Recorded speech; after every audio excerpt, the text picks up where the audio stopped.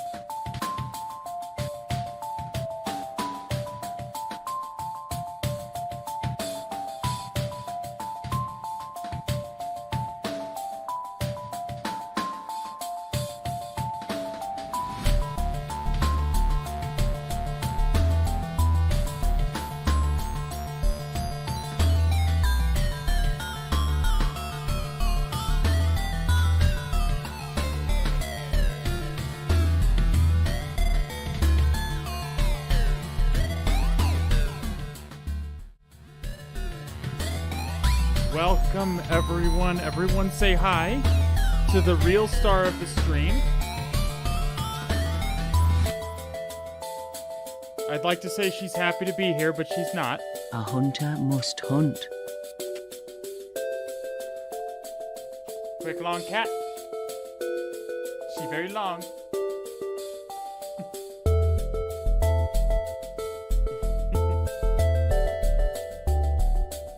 Now, I keep reminding her if she didn't want to be held like a baby, she shouldn't have been baby-sized. She should have thought of that. She should have considered that before she was baby-sized.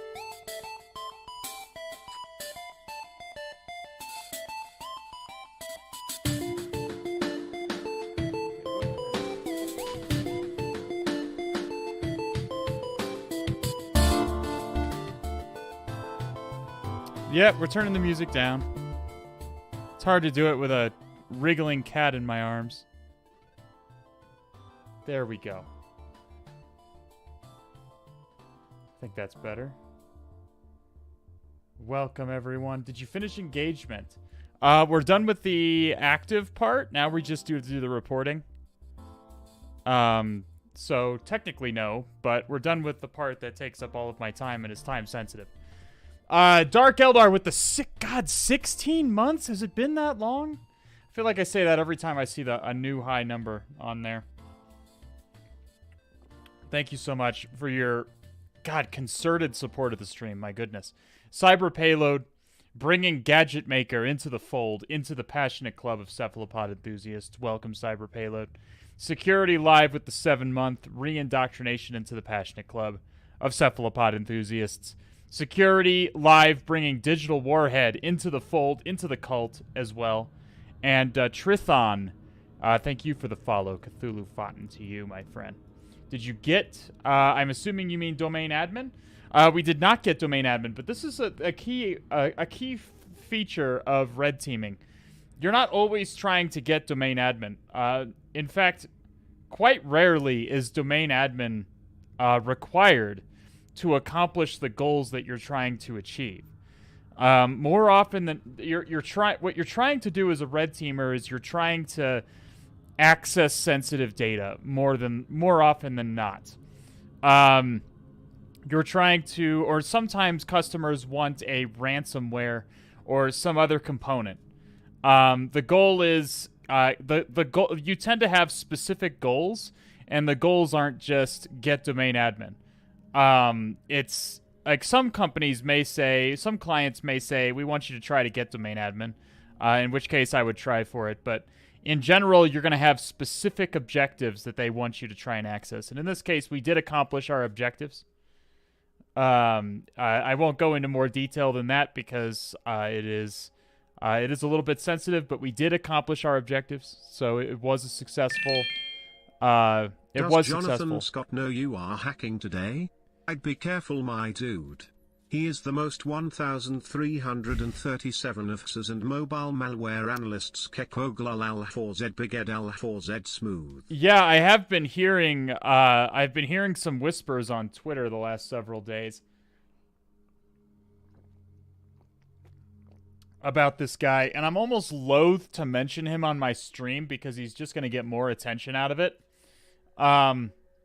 But the guy is such a fucking clown. And the more I dig into him, the more of a clown he comes off to me. It's not just he's a clown, he's a grifter. He's a liar. He's a charlatan. Like, he's actively malicious and grifting for his own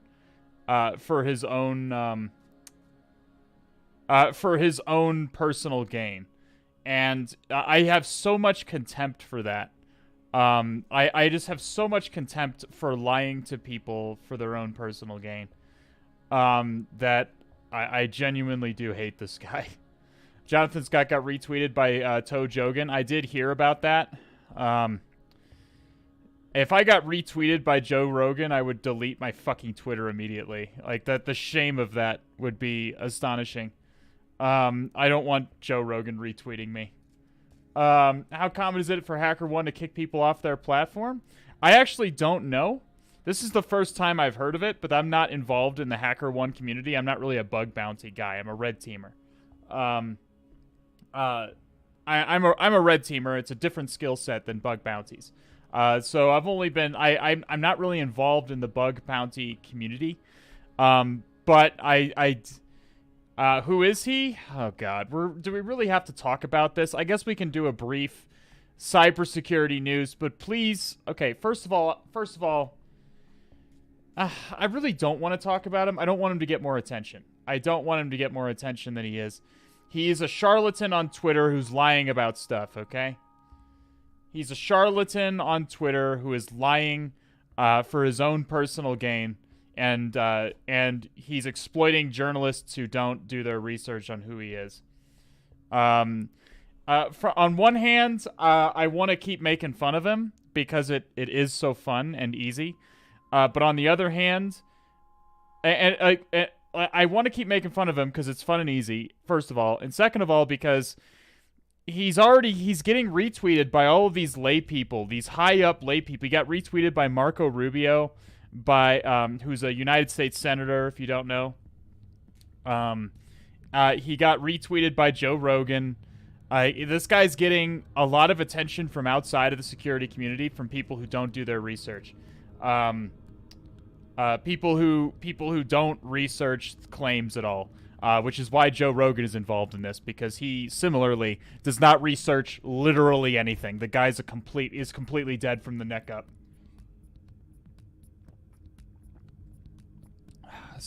But the problem is this brings real harm.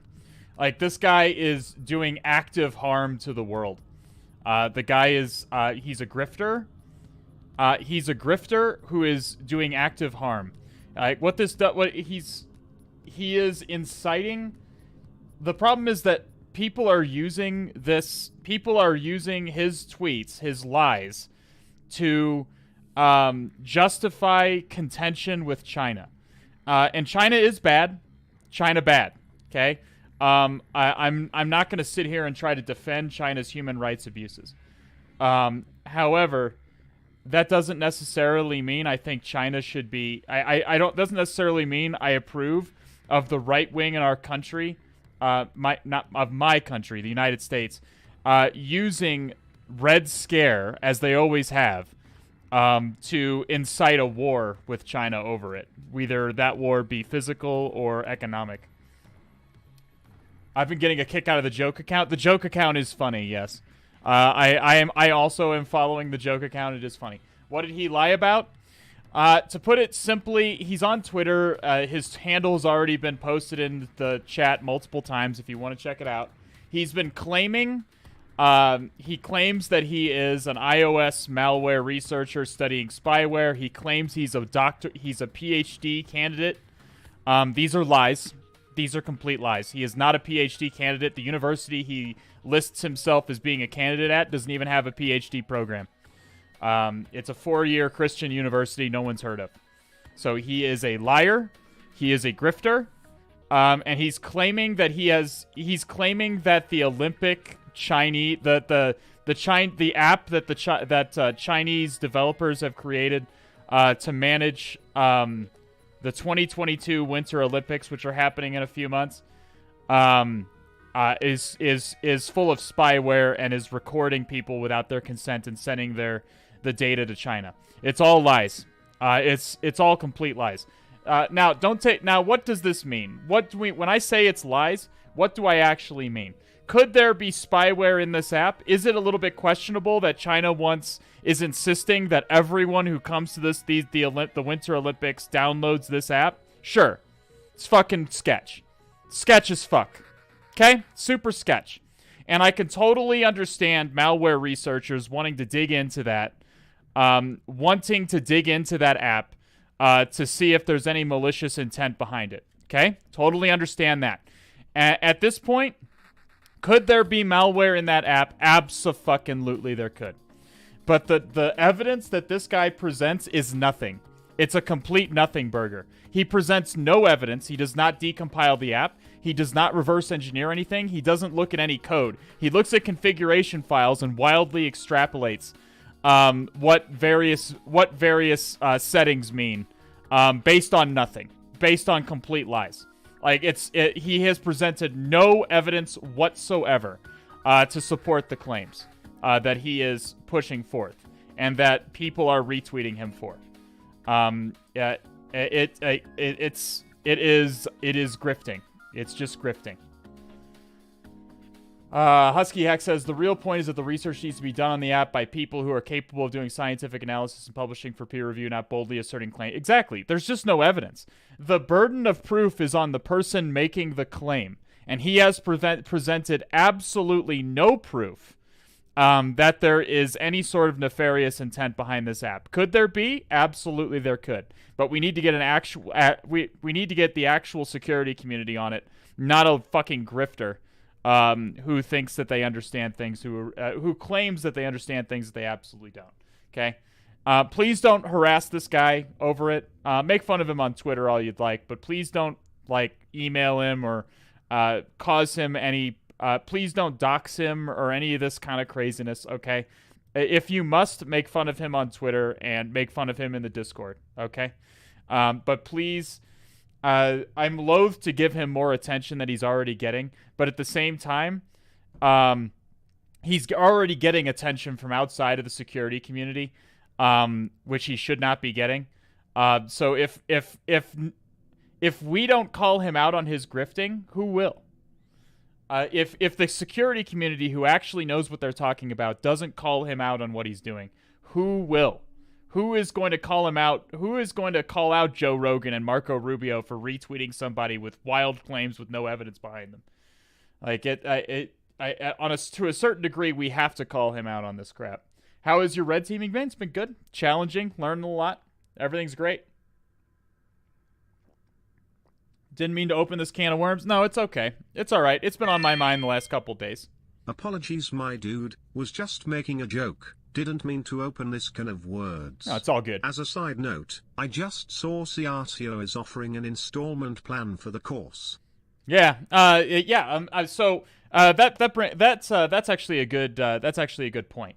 I'm an affiliate, I guess, of Rastamouse, and so I guess I will be I'm taking his courses and to the degree that I think and I get a commission for pushing his courses, essentially. And I'm saying that, full disclosure, that I do stand to monetarily benefit to a minor degree from pushing his courses, okay? That being said, I'm a fan of Rastamouse's content, and I do recommend them, okay? And if you do subscribe to Rastamouse's courses, like Certified Red Team Operator and C2 development in C#, you are supporting the stream indirectly. So yeah, there is something to that. Something for that. When are we going to get an OWL discount code? I'm not sure how he's going to do it yet. I have to check on... he sent me an email indoctrinating me into the course, and I haven't had a chance to read it yet. But just be aware, I do want to be transparent with you guys. When I'm receiving money from somebody, I do want to be transparent and forthright, and that I am getting money from pushing his courses. Can you explain the different Windows RCE from Impacket, WMI exec, SMB exec, PS exec, etc., and when to use each?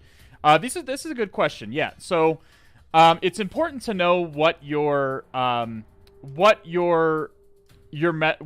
execution methods are doing and what the differences between them are.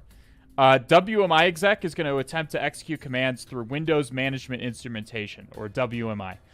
This leaves no artifacts on disk and is typically the cleanest way to execute code remotely.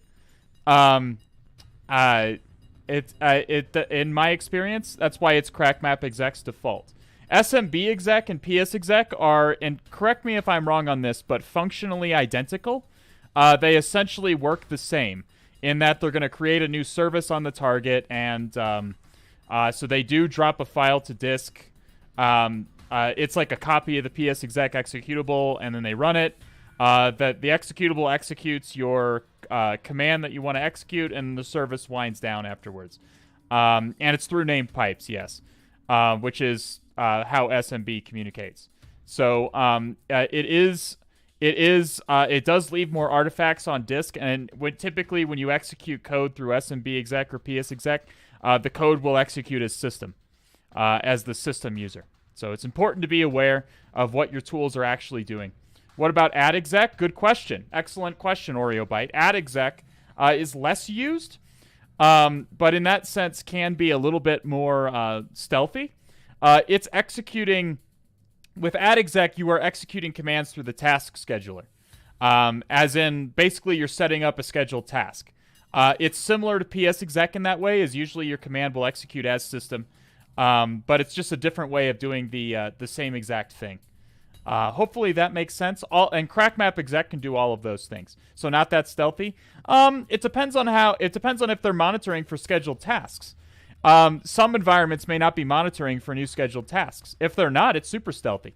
Like when we talk about stealth, it's entirely contingent on the environment that you're in. And what they're monitoring for. If they could be monitoring for SMB exec and not be monitoring WMI very much at all. But they could be monitoring WMI and SMB exec might work. Everything is contingent on the environment that you're in. Do you go through and clean logs, or typically depend on the emulation and the assessment? Usually we don't try to impede their logging functionality. Keep in mind, when you're red teaming, your goal is basically to train the blue team. You're trying to demonstrate vulnerability in some ways, but as a secondary concern, you are training the blue team. If you're going through and deleting the blue team's logs, you're kind of cucking them a little bit. You're denying them the chance to see your activities. The goal is to help the blue team go through their logs and find evidence of intrusion on their network. And you typically don't want to be cucking them that way. It's just not... Clients aren't going to want that. Now, if you were a real APT or an illegitimate actor and stuff, absolutely you'd want to delete logs, for sure. But as a red teamer, usually not. Usually not. You'll sometimes interfere with logging.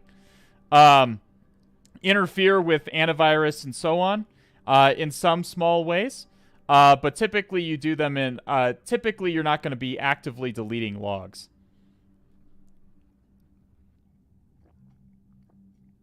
Have there been any CTFs where you had to do ARP spoofing or sniffing to get to the next victor? Usually the CTFs, at least the ones you do online, will not allow ARP spoofing because that can lead to... It can lead to bad things because people can try to ARP spoof a network and compromise other users. So typically ARP spoofing is frowned upon in CTFs. Okay, it's frowned upon a little bit in CTFs. But we have had instances like Technique is mentioning BGP, where we've had to do something like a border gateway protocol BGP hijack in order to sniff traffic to get credentials or something like that. So we have done that stuff. Yes, all hail the /25. I know money isn't everything, but why does Google have no clue what pen testers make? I see a lot of places say the average is like 70K-ish, which seems very low to me for skills and demand for the job. I would say that's low. I would say that is definitely low. But I would say that's definitely low, and you should definitely be aiming higher than that to break into the community. To break into the industry, you should be aiming higher than that. But anything that gets your foot in the door gets your foot in the door, and you won't be operating as a pen tester for very long at 70K before somebody offers you significantly more than that. So, in Europe, it's the norm. I think there's probably less work for pen testing in Europe. There's probably a little bit less work in Europe for this kind of job. In the United States, the job is exploding. So it's high demand. High demand. All right.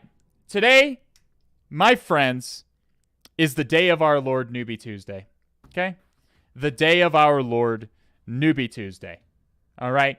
We're going to be starting with... I did get a request for a particular HacktheBox machine and starting point.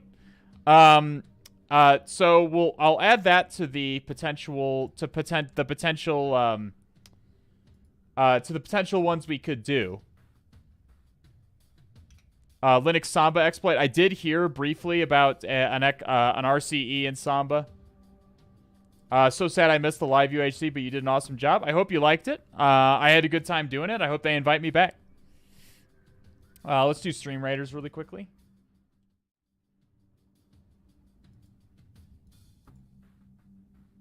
I don't know about this one, guys. We got like 6 dudes here.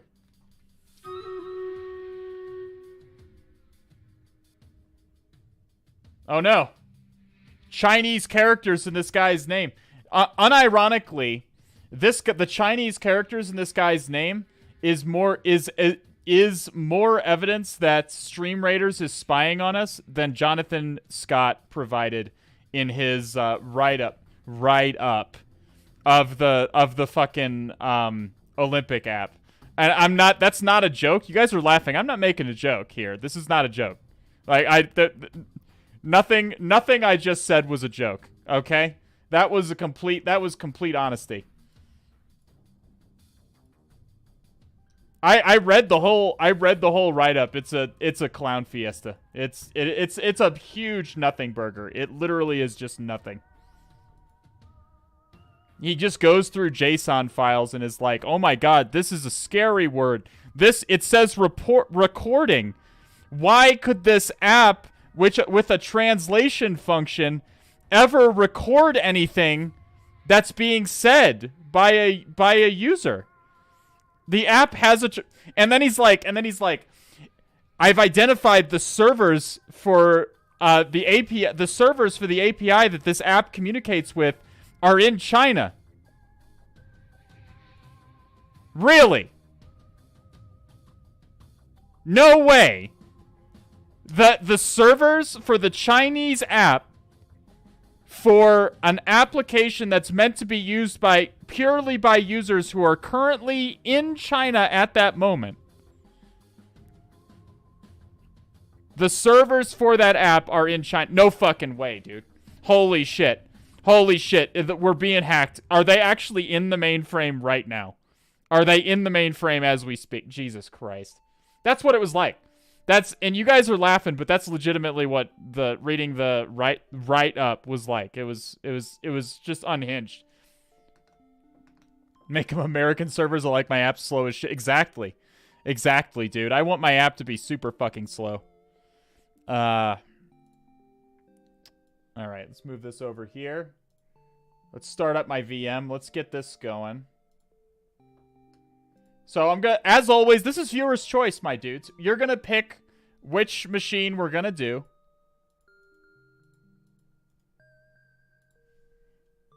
I need to start changing this before the stream. You're gonna pick which machine we're gonna do, and we're just gonna go after it. We're gonna do it. We're not gonna do Proving Grounds today. We did Proving Grounds last Newbie Tuesday, so we're gonna do Try Hack Me, possibly HacktheBox. Let me double check which machine that was that he requested. So somebody requested included in the starting point machines of HacktheBox. So we will include that in our options.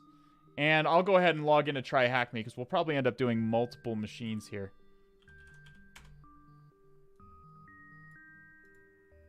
Let me get logged in.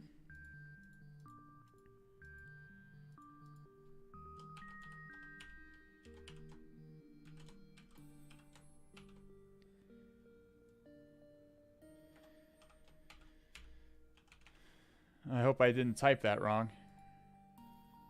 Okay, I didn't. Hooray. My goodness, DEFCON 201 Live bringing us another fine raid. Thank you so much, DEFCON 201 Live. Alrighty. So here we are. We'll do a challenge. Difficulty easy, because again, this is Newbie Tuesday. We want to keep things reasonable for Newbie Tuesday, okay? We'll put root me in there. We're just going to pick some ones at random. More or less at random. Oh yeah, we should probably hide completed. Although some of these I probably have done, even though it says We'll do root me.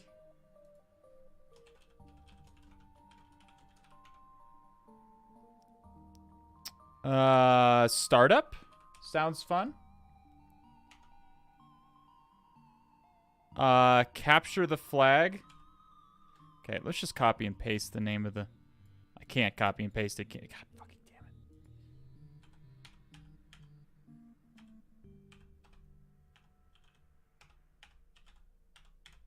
There. Okay, we'll put that in there. Let's look forward. See if we can find, like, a... Year of the Rabbit sounds good.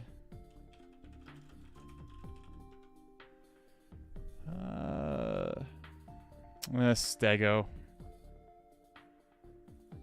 And we'll put included in there too. And I'll say that that's the Hack the Box machine. Okay, get your votes in.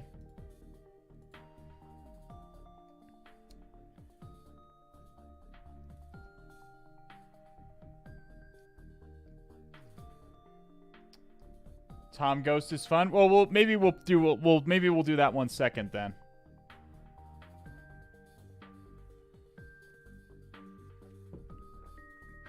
Uber King Kong, that's very kind of you, my friend. Thank you so much. You still can't copy by holding Alt. All right, how's everybody's week going so far? We're only 2 days into it. The 10 points are particularly important if you fail to get the 40 points for ADs. This gives you another option with the 3 independent boxes. Yeah, I would say that the bonus points are more valuable now. That's for sure. 5 points was really chump change for something that could take you like 40 hours or more. It's still a lot of work, but it's still a lot of work for that 10 points. But it's up to you. I turned the corner on a tough project at work. Hey, fantastic, Husky Axe. I'm really glad to hear that.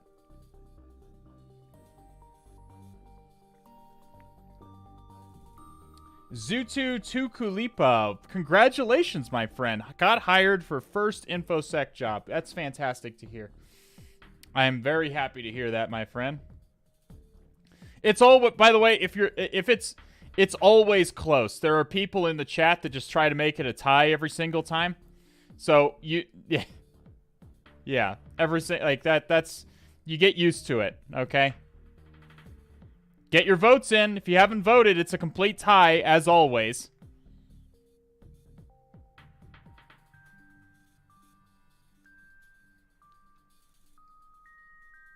Yeah, of course. Oh, people are voting. Lots of votes at the last second. And it does look like included edges it out by 1. Edges it out by 1. My goodness. Okay, well, let me get logged in to Hack the Box.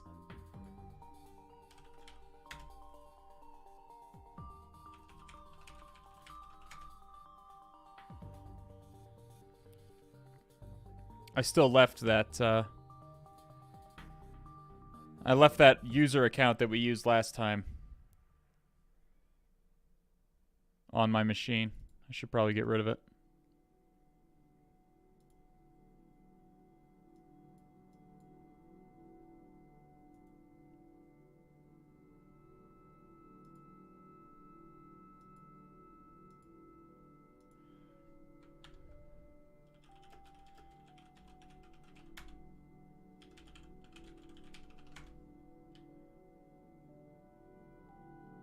I have a lot of users here.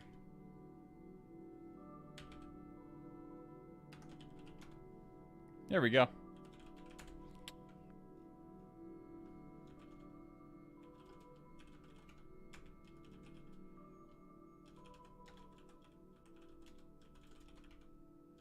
Make a nice directory for us to operate in.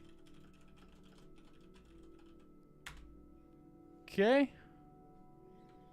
And we'll go ahead and log in. Pulled overnighters and Sunday and Monday and going in tonight to finish up a thing for work. Oh, make sure you get your rest in, Jifram. There's no... I mean, I applaud the hustle, but don't overtax yourself.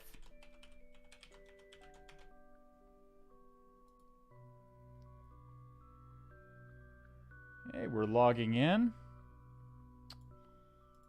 starting point. And the box we'll be doing is this one down here. Included. Because it has been requested. We see it is a Linux machine. We have to connect to it.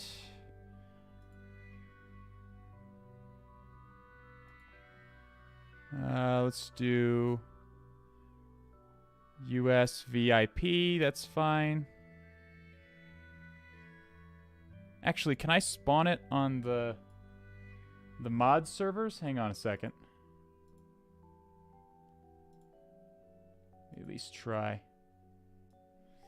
As fate would have it, I'm improving my Linux skills. Work today for 4 hours. I'm on a job and I can't have a celebratory beer. Do I pour one out over the side of the deck instead of after the EOD? Just make sure you take the time you need. If you need a beer, then get one. There's no reason you shouldn't be able to drink a beer if you want to.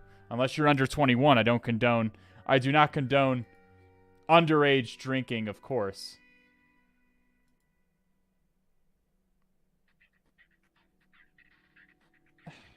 I did classic hat. There we go. All right, starting point. Or can I just go to EU mod? This one. I'm just trying to see if starting point boxes are here. They don't seem to be.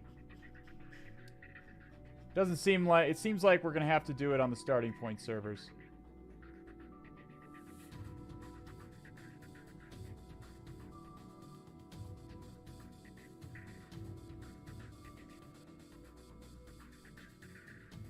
Okay, so we'll go ahead and download the VPN.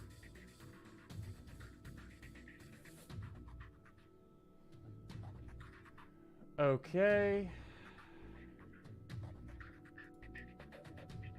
I am downloading the VPN file. And then we will be... Copy it to...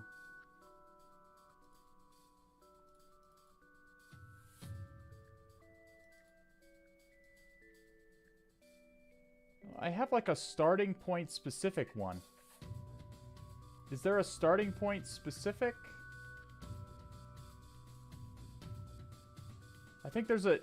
Is there a starting point specific server?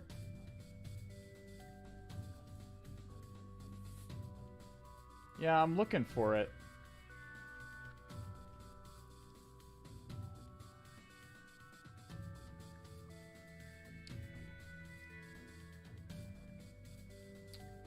The last starting point, the last starting point VPN file I have is like it's specifically labeled for starting point.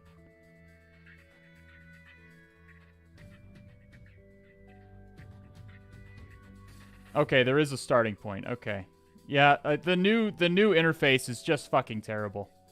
Like honestly, it's god awful. They should have just stuck with the old one.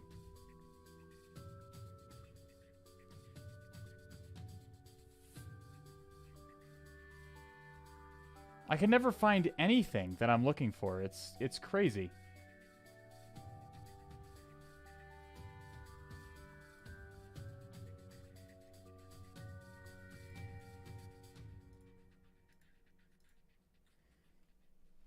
By now, it's not even new anymore. I still call it the new one to differentiate it from the old one.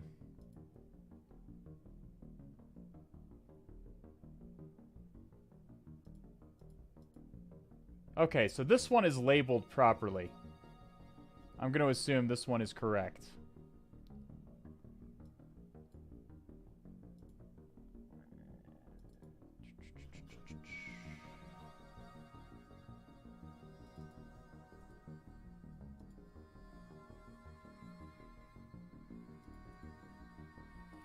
Okay, so we'll go ahead and connect to it. No hacking happening just yet. We're just trying to get connected.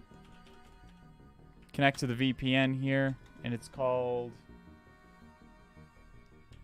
my name and then starting point. And that should connect us, I think. Okay, we get the initialization sequence completed, so that's good. All you're really looking for when you connect to the VPN is this thing right here.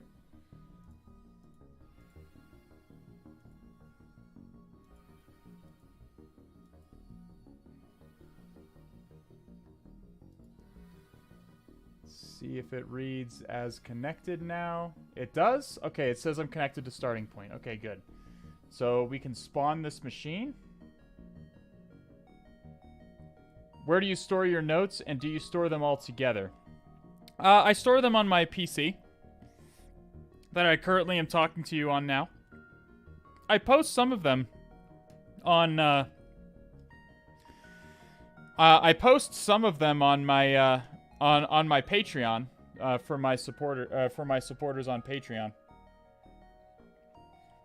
Although I'm working on revamping the format of them, because having just one note page that has all my notes on it is not really working anymore. Blue Chronico, thank you for the follow. Cthulhu Fountain to you, my friend. Anyone done the CRTP here? I have not done CRTP. I've heard good things.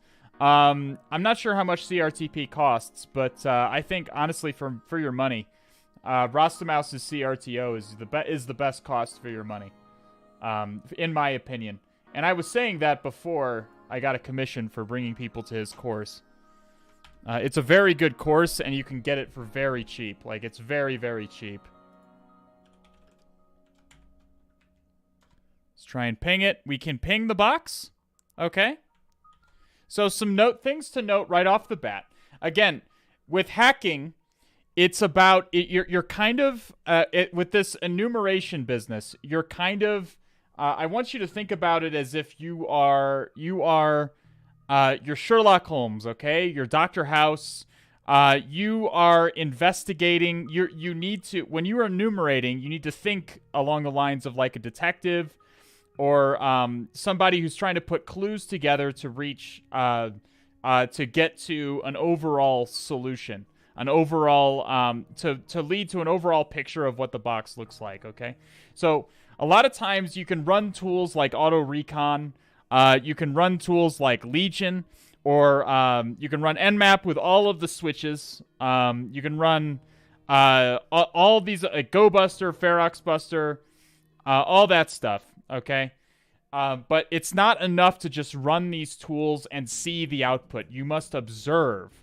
You must it's not enough to just see. You must interpret and observe. Okay. So when we, even with the output of something as simple as ping, we can already determine that the target is very likely to be a Linux machine. Okay, very likely, based on the time to live field. Which is less than 64. Linux by default places the time to live field at 64, and it therefore gets decremented by 1. Thereafter, gets decremented by 1 every time the packet crosses a router. Okay? So, if you see a time to live less than 64, very likely that you're dealing with a Linux machine. Okay? If you see a time to live closer to 128, more than 64, but less than 128, very likely to be a Windows machine then. And if it's more than 128, then it's very likely that you're dealing with a Cisco device of some kind, a switch or a router.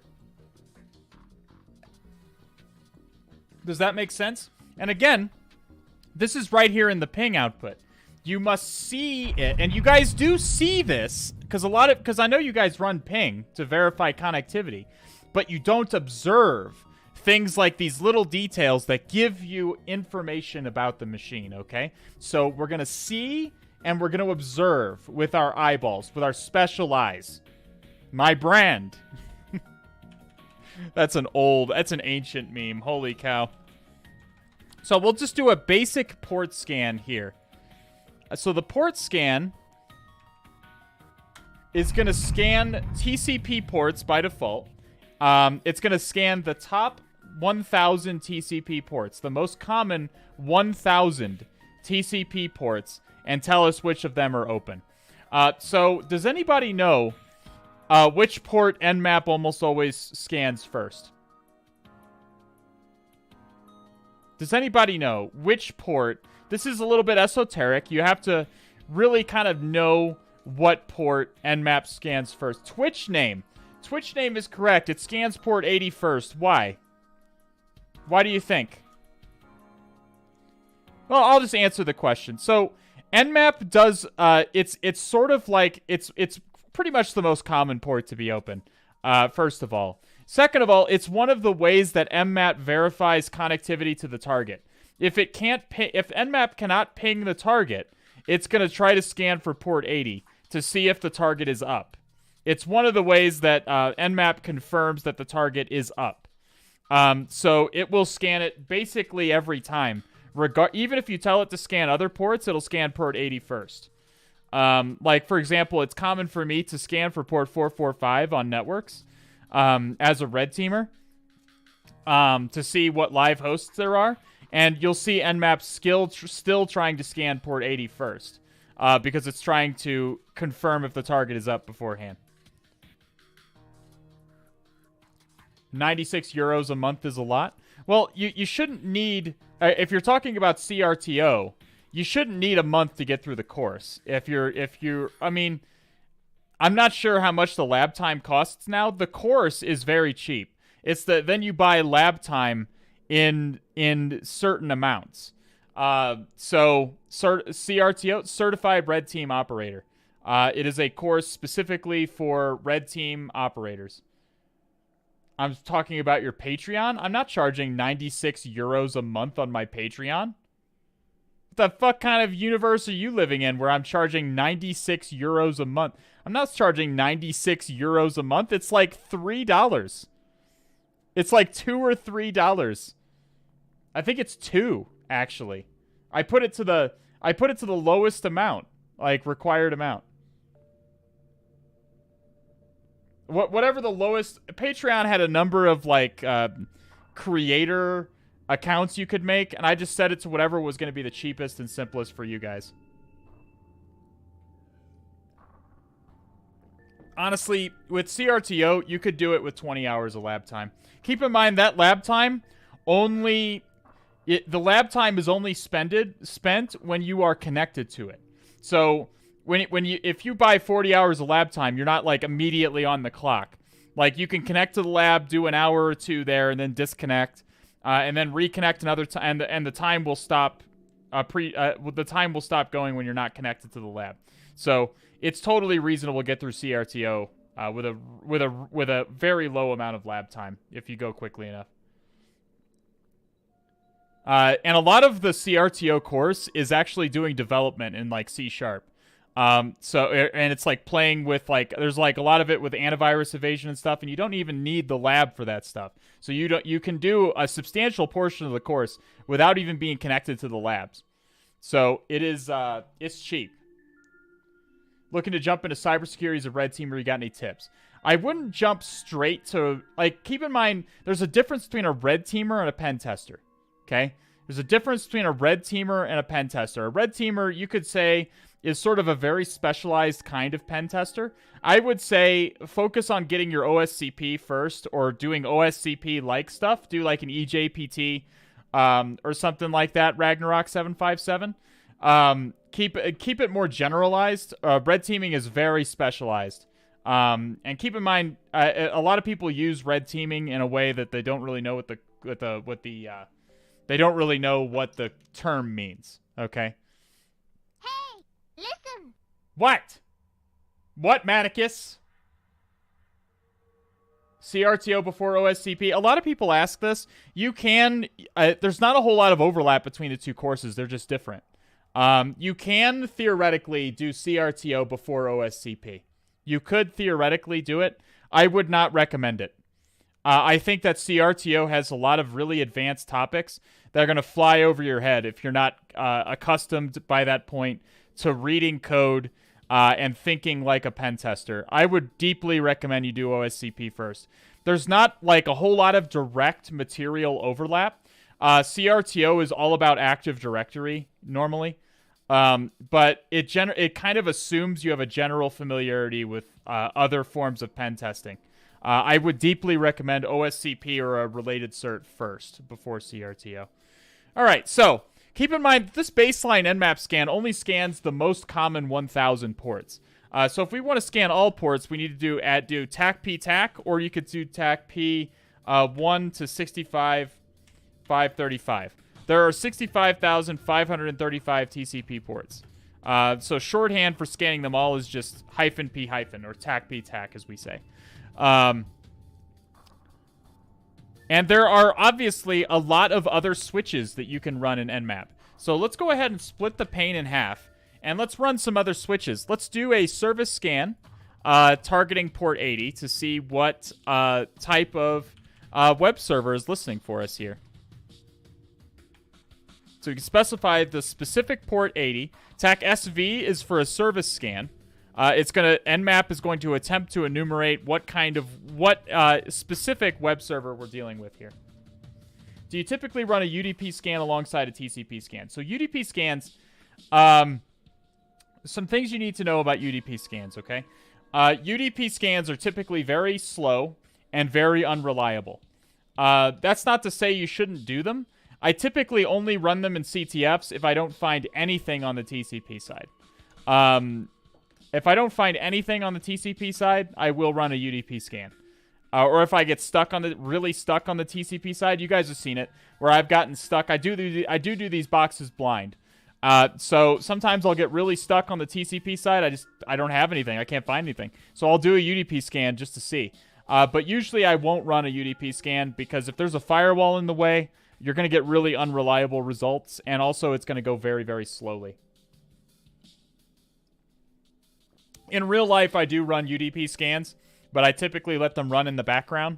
I don't do it in red teaming. If I'm on like a regular penetration test, like an external penetration test, I will run UDP scans. But I run them usually through Nessus, which is something I just fire up. Nessus is something I have to run as per my job as an external. If I'm doing an external penetration test, I'm expected to run Nessus because it's an expected part of my report to include the Nessus findings. So Nessus will do a full TCP and UDP scan for me. So that's usually what comprises my UDP scanning in real life, is just using Nessus. Yeah. So we do see this scan did finish quite quickly. This scan can take quite a while sometimes, especially on Windows machines, because Windows machines tend to have a lot of extraneous ports open. This scan also finished quickly. We do see only one TCP port seems to be open at all, and we do see port 80. Not Nessus on red. Oh God, no, no. No, I would not run Nessus on a red team engagement unless I wanted to light up every sensor within a square mile. Oh my God, holy shit, that'd be so loud. Like, to say that'd be loud would be understating it. Like, and Nessus is, it's not a red teaming tool, okay? It is not a tool anyone would use for a red teaming.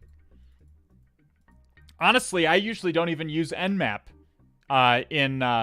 I usually don't even use Nmap in red team assessments because even Nmap can be detected. Typically, if I'm scanning for a port, I'll just use Netcat. I'll just use Netcat to see if a port is open. If I connect to it, all Netcat does is send a SYN packet. And if I get a SYN ACK back, if I get a connection, if I get a TCP connection to that port, I'm good to go. That's usually what I'll do on a red team assessment. Get a teammate to run Nessus externally to distract the blue team while you guys do your thing. It's not a bad idea. There's plenty. There definitely are red teams who will do tactics like that and try to draw the blue team's focus somewhere else. That definitely is a strategy that can be at your disposal.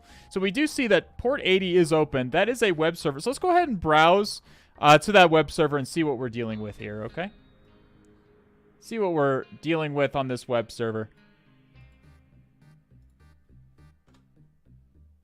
Okay, so we do see some gibberish.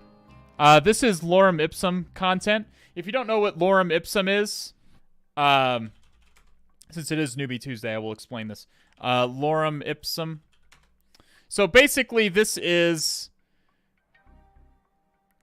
it's just dummy text. That's being it's being produced by a random text generator. And the reason you would use this rather than just typing randomly on your keyboard or putting a bunch of A's is it looks like, at a glance, it looks like regular text. So it helps you get a better idea of what your website looks like.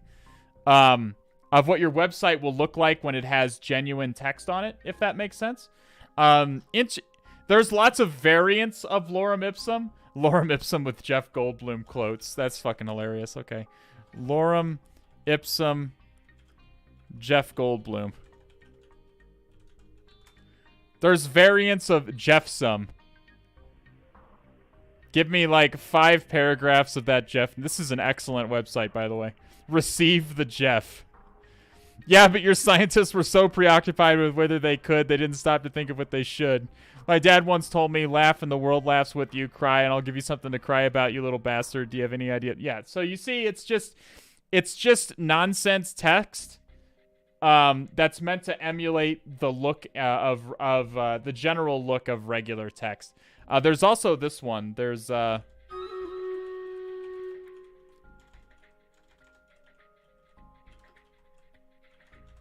which is on theme. The Cthulhu Ipsum generator. And you can get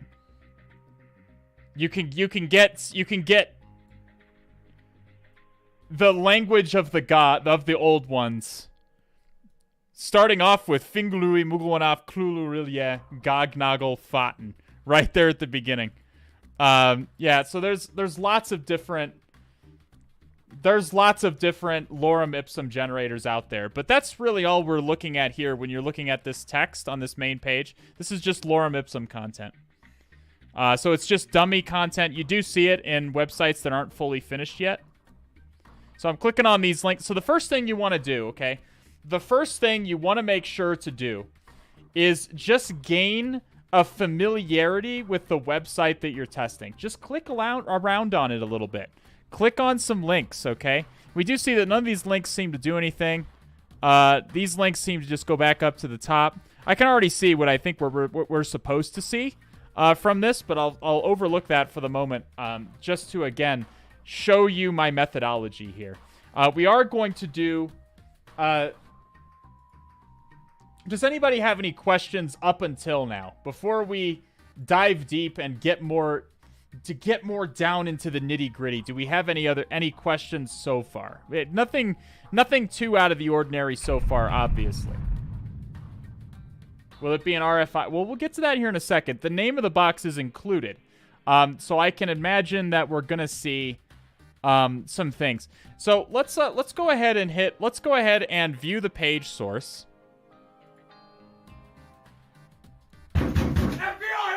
Oh my God, Parsons is at my door yet again. Okay, I swear to God, I'm never going. I keep telling them it's the last time. I keep explaining that I'm doing it for educational purposes. But Mike Parsons is just coming for me. He's coming after me. So what are we looking for when we look at HTTP content? Because a lot of you will hit view source to look at the HTTP content, and you'll see it. You'll scroll up and down, you'll scroll left and right, but again, you won't observe. So what should you be observing? What should you be looking for in the HTTP comment, in the HTTP? What do you guys think you're looking for? Angel D says links, references, comments. Yes, all those things are great. Comments are usually highlighted in green, so they're easy to pick out. What else should you be looking for? Yeah, flags. Entry points, forms, and new paths. Yes. We should also be looking for references to JavaScript files, APIs. Look for CMSs.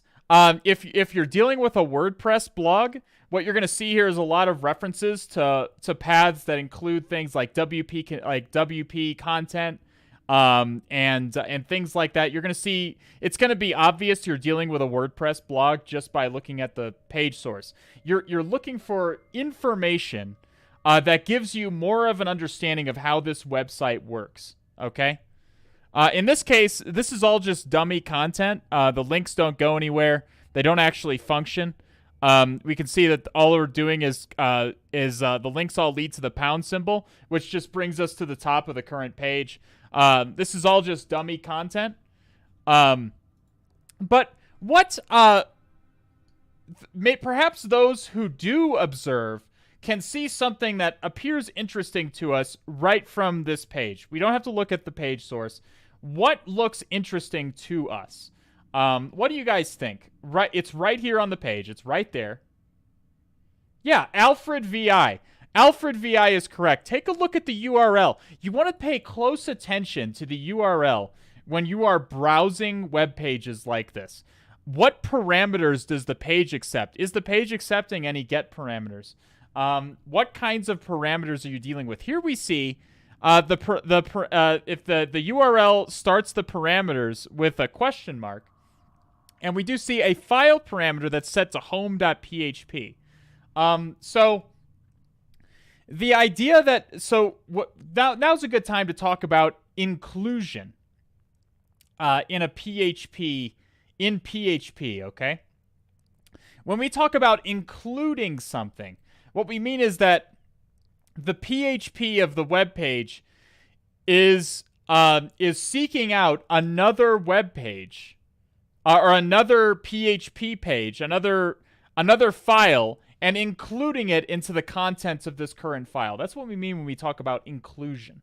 And when we look at the source code of this web server after we get code execution, I'll show you what it looks like at a source code level. So we see that there appears to be a file parameter, and if this is poorly sanitized, we might be able to include something like etc passwd. So let's do, why am I putting all of these directory traversals here? This ... slashes, what is this? What is this? So if I do this in my web server, where am I going to end up? If I go change directory and specify this path, I'm going to end up in the root directory, and you can see that from my ZSH includes the directory in which I'm currently inside. So we can see that we're now in the root directory, and I can prove that if we just do an ls. And it does. You can include an infinite number of these, by the way, and you'll only go up as far as the root directory. So ... slash is a relative path that moves us up one directory. So if we go back to, I think we just do cd tac. Yeah, cd tac brings us back to the previous directory we were in. So if we just do ... slash cd ... you can even put a slash after it. We'll end up, you notice we've moved up into the HacktheBox directory. We were in the HacktheBox directory, we were in the included directory inside the HacktheBox directory. Now we're just in the HacktheBox directory. Hopefully that makes sense. But if the web server is poorly configured, we may be able to include files that were not intended, such as etc passwd. And my goodness, it does seem like we can include etc passwd. My goodness. So we just have a good old-fashioned local file inclusion here. Does that make sense so far? How we had to do all these directory traversals to get back to the root directory because we don't know exactly what directory we're inside. Does this all make sense? Does anybody have any questions? This is Newbie Tuesday. I don't want to leave anyone in the lurch. So what questions do you guys have before we continue?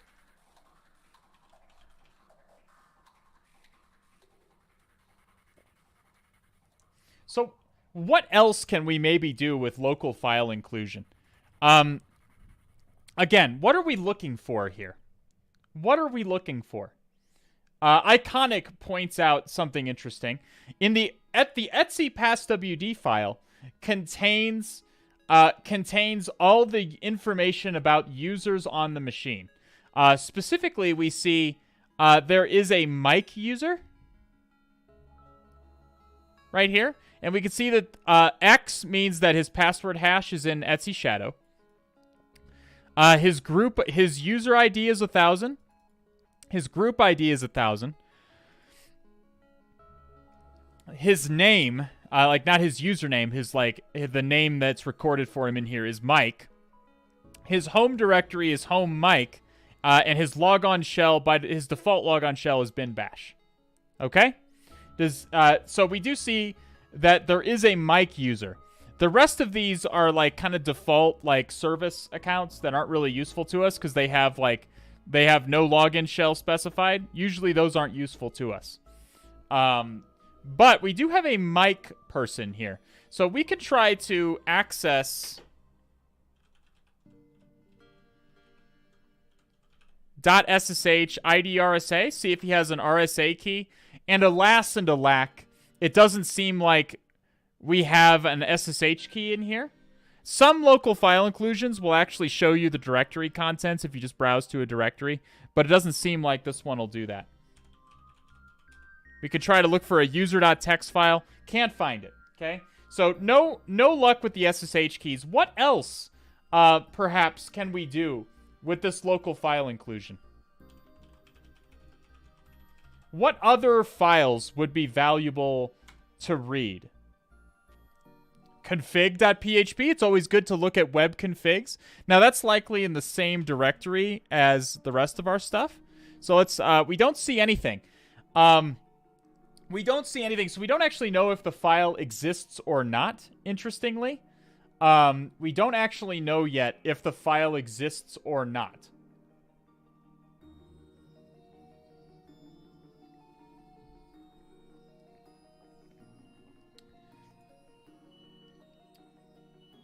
Apache log files point. You guys are all making really good points. Okay, these are all really good ideas. Okay, really good ideas. This file may exist. Another thing we can do is we may be able to, if the PHP is so configured, the web server is so configured, we may be able to see the source code of, for example, home.php right here.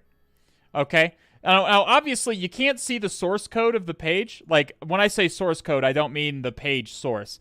I mean the actual PHP code inside of home.php. You usually cannot see that because it is because it's being executed. So what we can do is we can attempt to use PHP filters to base64 encode it and include it in the output of the page. So it's php://filter. And correct me if I get this wrong. Read equals convert base64 encode resource equals home. And it didn't work like I'd hoped. Home.php. There we go. So it wanted home.php. Sometimes it doesn't want the PHP. Sometimes it does. And we see now we get some base64 encoded text. My goodness. So let's go ahead and copy this and head on over to CyberChef. There's obviously a lot of ways you can decode this base64. From base64. Okay.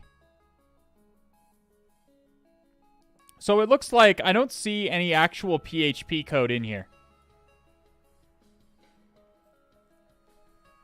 It looks like it's just HTML, and it's just being saved as a PHP. We could try index.php. That would be wise as well. Let's see if we get anything from index.php.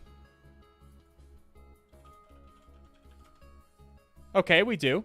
Let's see. That may be the same. Oh, there we go. So this is our index. So why would we pick index.php? Because it's the default page, usually. When you browse to a server web root, index.php is basically what it's going to automatically browse to. So this is the PHP code that is causing this local file inclusion. And we can see why it's called local file inclusion right here. Because there's an include statement, and it is including a file specified by a get parameter called file, which we can obviously see right here.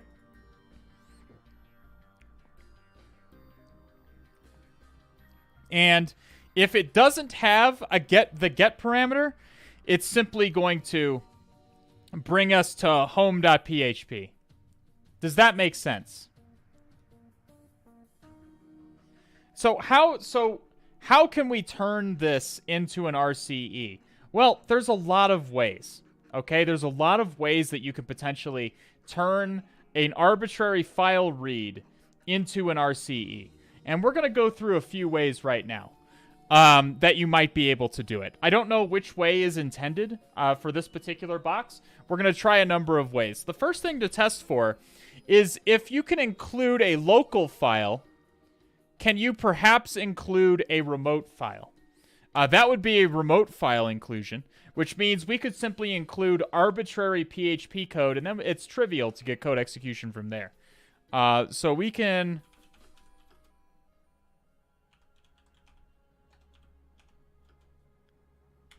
we'll just put it on port 80. And what is my IP address? 10.10.14.105.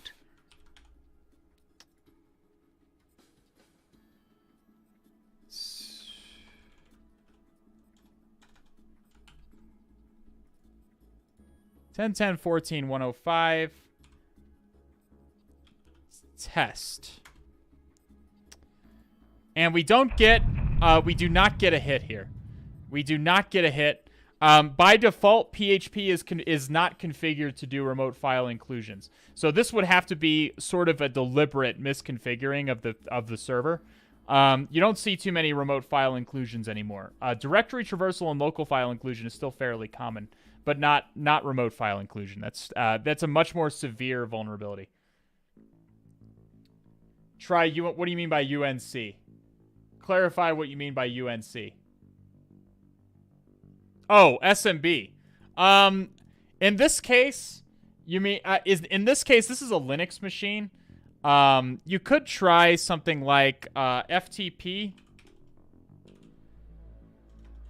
/ You could try other file protocols. In this case, I have to be listening on port 21.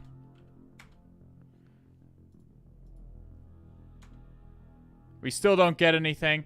You can try other paths. You can certainly try other paths. If it was a Windows machine, you could try SMB.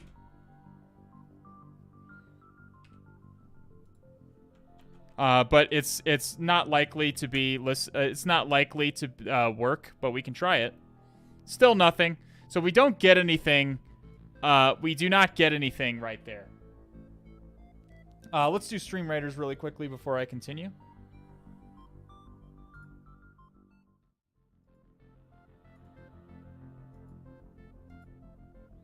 CSRF, cross-site request forgery is a completely different vulnerability. I don't think it's going to come into play here.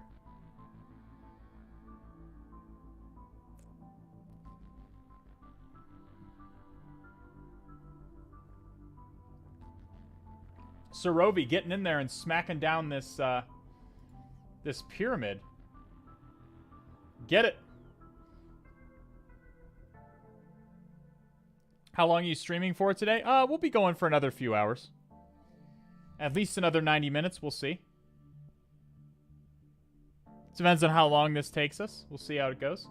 Maticus Maximus and our Chinese hacker with the most kills and most assists, respectively. Ingo, KL, and Technique with the bonus rewards. All right, which way are we going? I guess we go down here to get the tokens.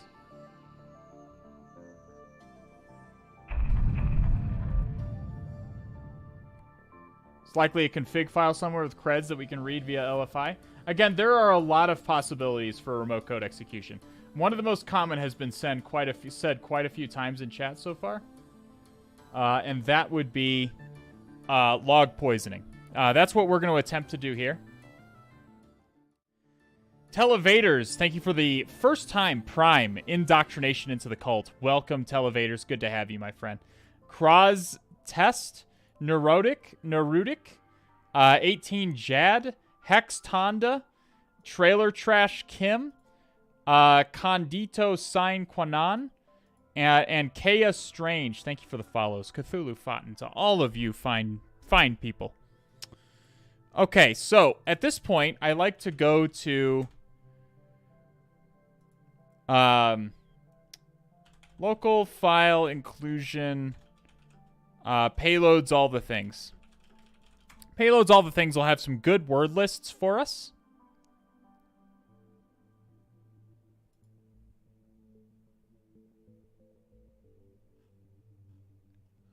Local file inclusion. Specifically, I want to find files that exist.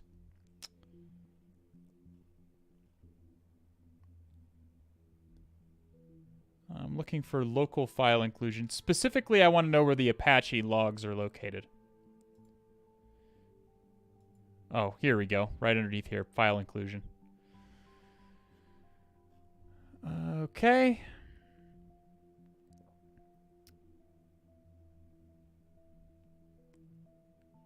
I mostly want to know where the Apache logs are located.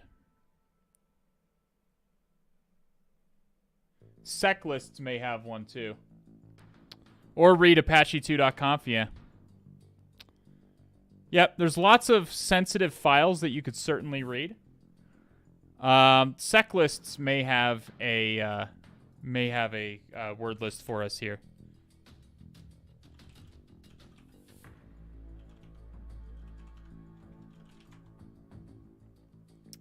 It's probably fuzzing. I think there's an LFI specific, yeah, LFI.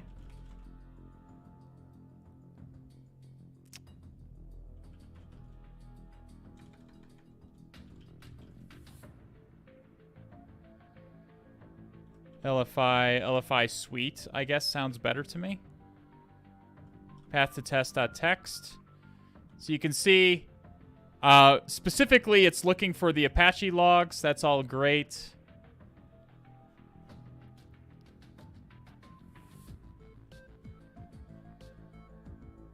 What I don't like is it's... Okay, it is doing the directory traversal. And why do you think that there's a... Why do you think this percent... What do you guys think this %00 is? What do you guys think that is? It's a null byte. Yeah. So in hexadecimal, this is a hexadecimal 0. It's known as a null byte. Which in C, in languages that are based off of C, which PHP is one, so is Python. Languages that are based off of C, strings are terminated in a null byte. So a lot of times in fuzzing templates, you'll see null bytes to terminate strings before they otherwise might have been terminated. So we're going to use wfuzz for this. And hopefully I'll use wfuzz correctly because I do consistently forget the syntax of wfuzz. Wfuzz word list. We'll use this LFI suite path to test.text. And we will do the URL http://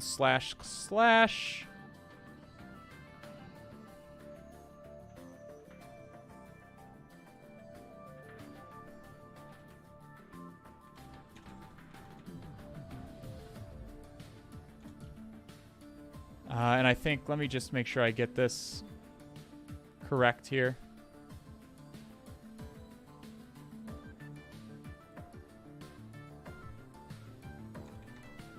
And we have to put fuzz in all capital letters.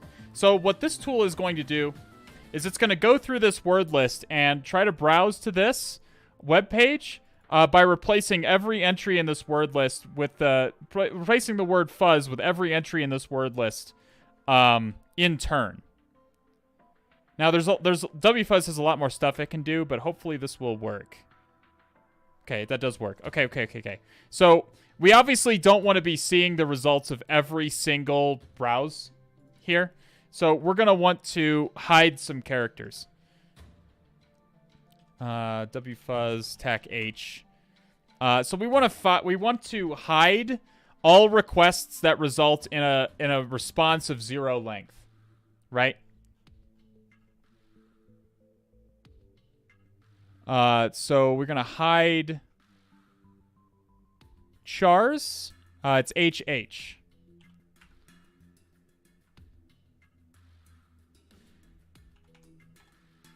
It's tac HH0. So we're going to hide all responses that return no length. Ah, so we do get some things here. We get Etsy past WD, we get Etsy group. Unfortunately, we don't seem to have gotten the Apache access log, which kind of sucks. I thought we would get it.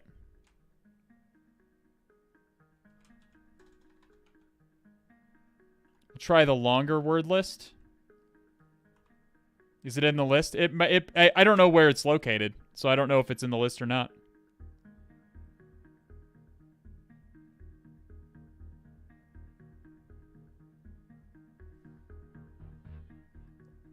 FFuff is my go-to. You could use FFuff for this, certainly. WFuzz is just what I'm more familiar with, but FFuff is basically an equivalent tool that many do use.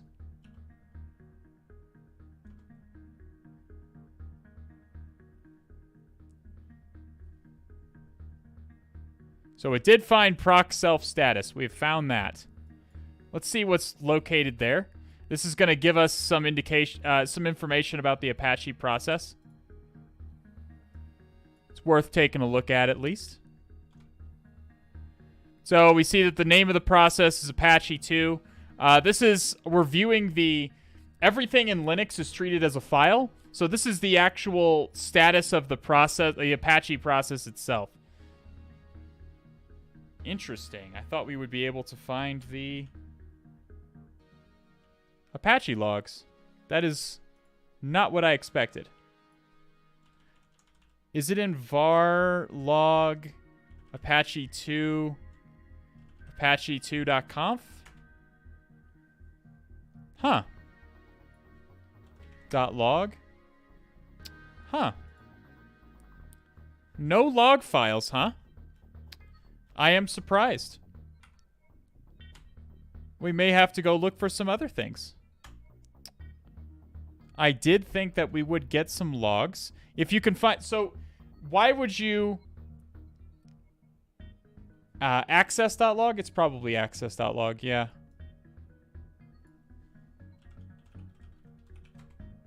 No. So, we still don't get it. I don't know if that's because there is no log. Or if we can't... It's possible our user cannot access it. Which is a little bit unusual considering we are a web server. Can you curl for that? Yeah, you could use curl to do this. I mean, it's going to give the same result.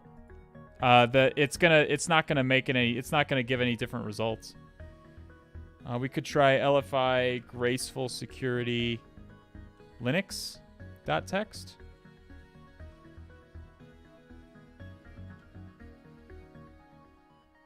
Okay, we do get more results here.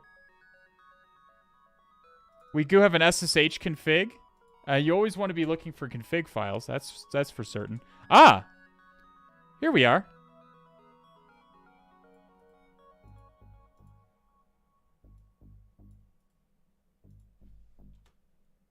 There we go. So we do see in apache2.conf, we can view the page source and it should be formatted better. Here we go. Server configuration file. And what's beneficial about this, you can have an RCE by proc self status, can't you, by poisoning it? Is there a way to poison proc self status?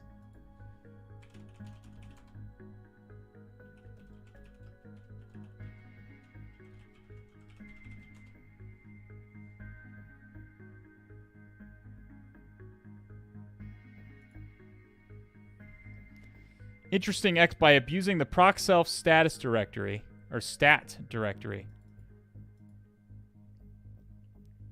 Requesting this file via LFI, and since this file is located inside Apache's proc directory, we can use proc self instead of searching for Apache's PID. Oh. Oh, heck you. Let Star out. There you go. She wants to come out. There you go. That was Helen of Tor saying hi. She says, she clarifies that she was not saying hi. Okay, so we can look in the prot self stat directory.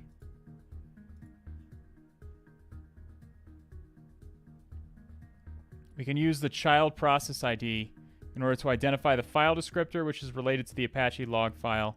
Oh, so it's just finding the Apache log file. This is exactly what I'm trying to do.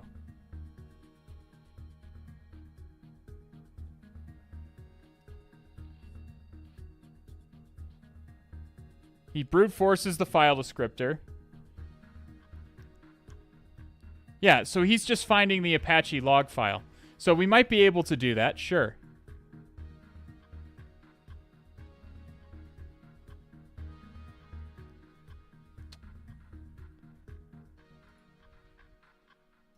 So we can take a look at this. So the server root is etc apache 2.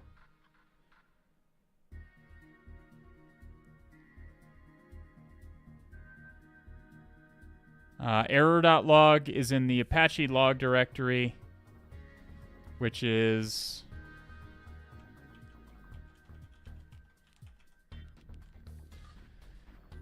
it's set as an environment variable, or at least it's not set in this. We do see where the web root is. var www html, it looks like. There is also a /serve directory, which is interesting. I wonder what that's used for.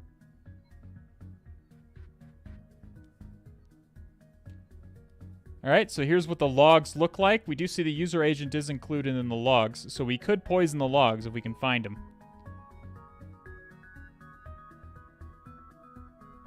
Usually they're set, the log dir is set here.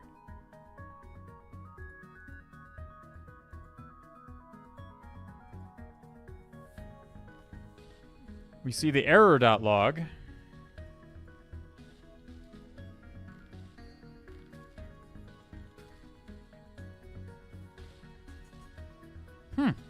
Maybe Apache is not logging.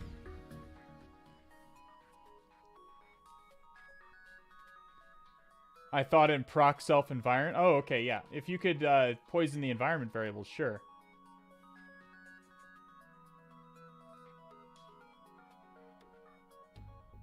Maybe some vhosts. Yeah, there could be some vhosts. There's lots of files that you could potentially go looking for here. Etsy Apache sites available. Which is why it's good to fuzz. That's why I showed you doing fuzzing.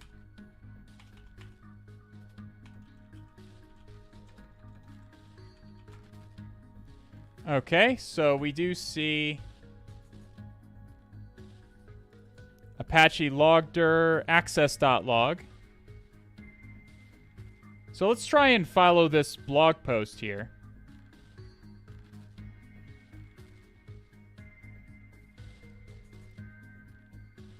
We use the child prot in order to identify the file descriptor.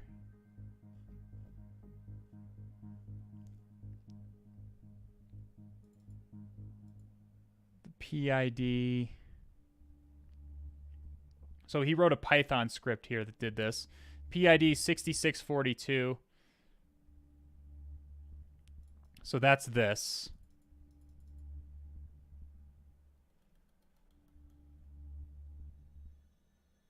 To find where the log file is.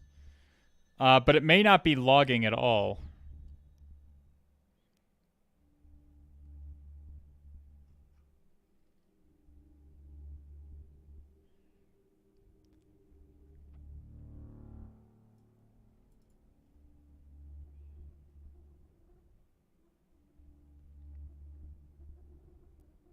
Okay. I guess we can try that.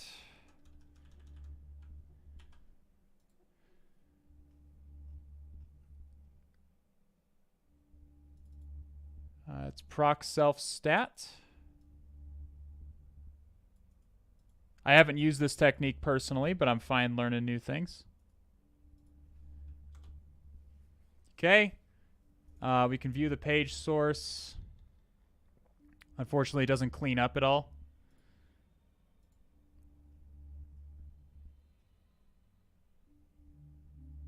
So the first process ID is what we're looking for. It's going to be 2236.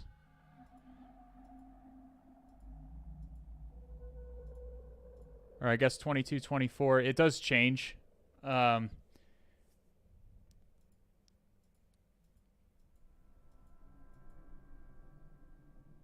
guess we'll go with 2236. So we can do wfuzz.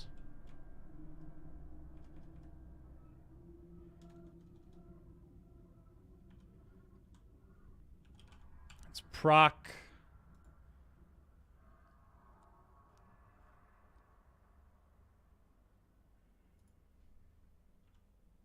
$22.36. And then we want a fuzz. Oh, file descriptor. File descriptor. And then we probably want to fuzz numbers.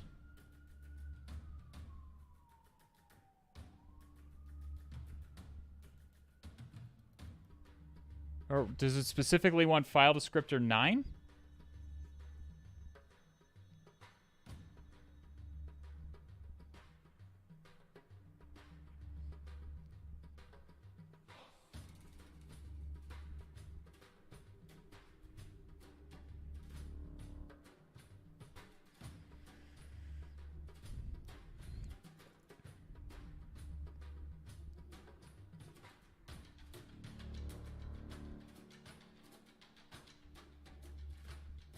So it looks like it's going to send a whole bunch of requests until it hits.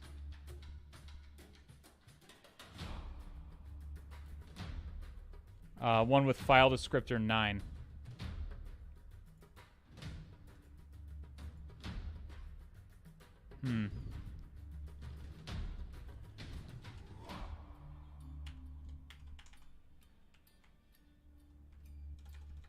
Can fuzz there.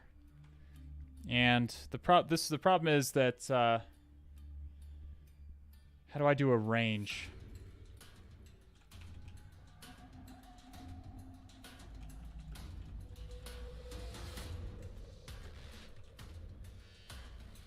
I always forget how to wfuzz's I always forget wfuzz's syntax. Oh, come on. Can you just give me like do I really have to fucking okay. All right. There's a way you can include like a range. I think it's tax Z. Type parameter. Again, this is range 1 to 20. Okay, that's how it works. That makes sense. So instead of a word list, tax Z range type parameters encoder. Yeah, so we'll do 1,000 to 3,000.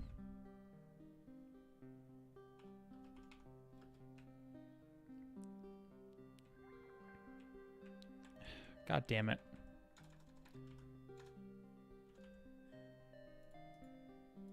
I didn't have to have the yeah. Like the directory reversals are not even necessary. Proc fuzz file descriptor 9. Let's see if we get anything from this.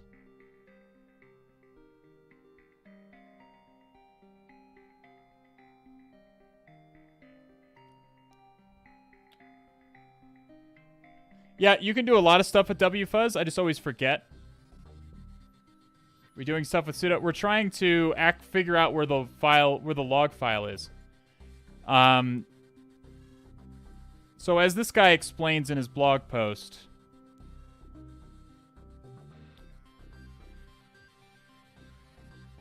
we might need multiple requests in order to. So the range doesn't even do anything for us. I just want to repeat the same.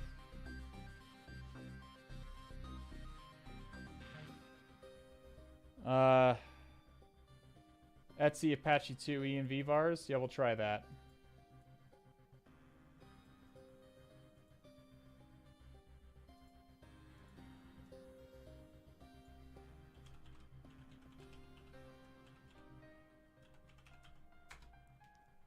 Okay, so we do get some environment variables.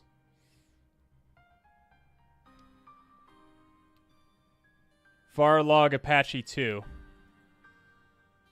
We tried that. It could be that the server is just not logging, which confuses me. I don't know why you would do it that way. It's an access.log. Error.log? Yeah, we don't have any logs.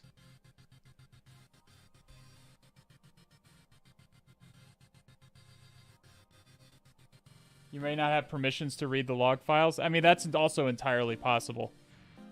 So at this point...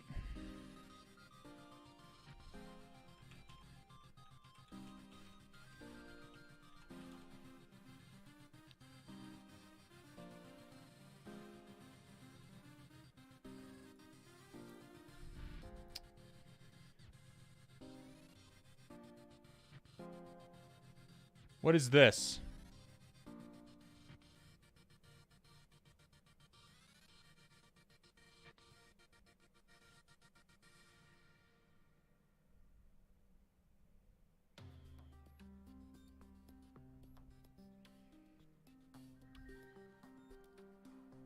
It's commented out. It is commented out, but what is it? What is it? I mean, I don't know if that's... Is that in the logs by default? I know it's commented out. That's not escaping me, but what's it for? I don't think it's in the logs by default. I mean, we can try it, but it's commented out.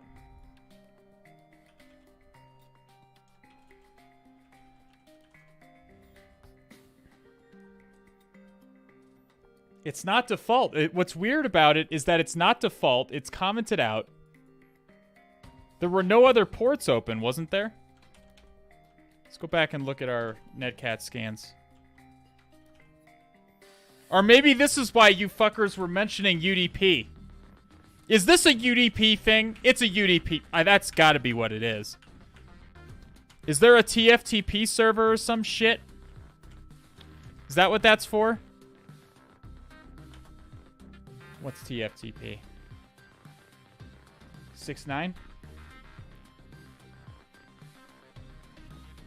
Nice.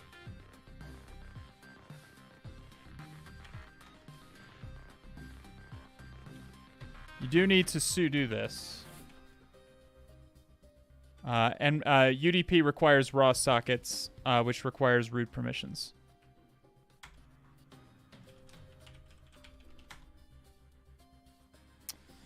There is a fucking TFTP.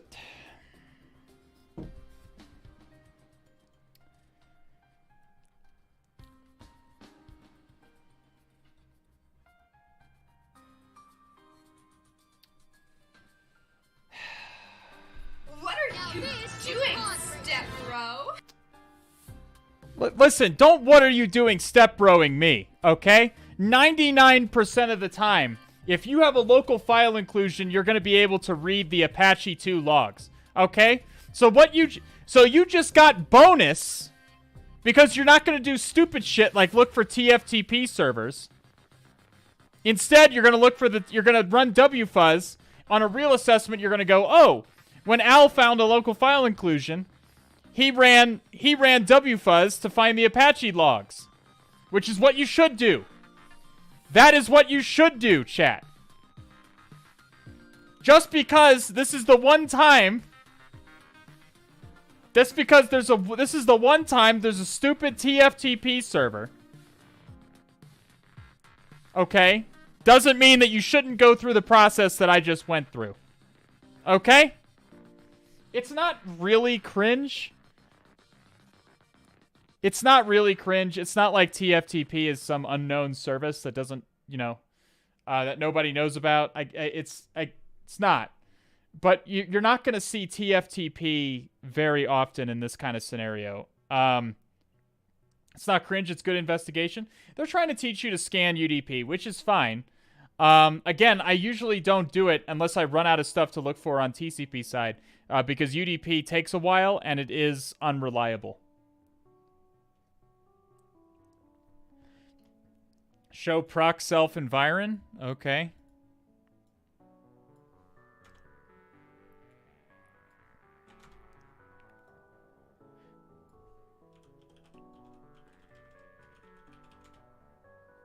Nothing. What is a realistic amount of time to set on finding first bug bounty? That's a nonsense question. I can't really answer that. However long you want to... you shouldn't be judging yourself on like how much time it took you to get your first bug bounty. And as a hacker points out, this isn't really a bug bounty stream. I mean, we do have plenty of bug bounty hunters, but I'm a red teamer and a CTF player rather than a bug bounty hunter. There's plenty of people in this community who do bug bounties though. What is TFT? I know what TFTP is, Oreo Bite. Okay, what TFTP is? Trivial File Transfer Protocol. It's similar to FTP. It's similar to FTP, but it takes place over UDP. It's real easy to interact with. You can just do TFTP, and you can just specify the IP address. I just didn't scan UDP. I just usually don't unless I run out of stuff to look for. And you'll see that we... So we can try putting something on the server here. So the thing about UDP and TFTP is that you don't really have a lot to go off of. We're going to try and just push something to the server here. What's it called? Included.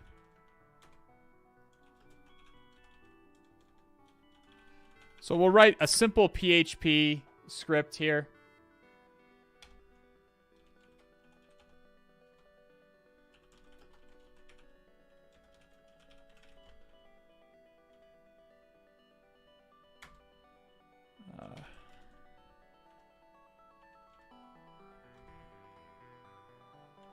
So we're writing a simple PHP web shell, and we're going to try and push this to the server.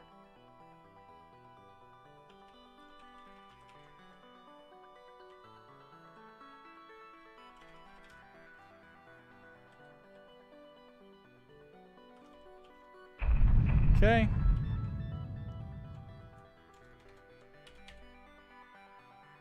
Put Cthulhu.php. Okay, so that worked. It looks like it did put it. Now we just need to include that file.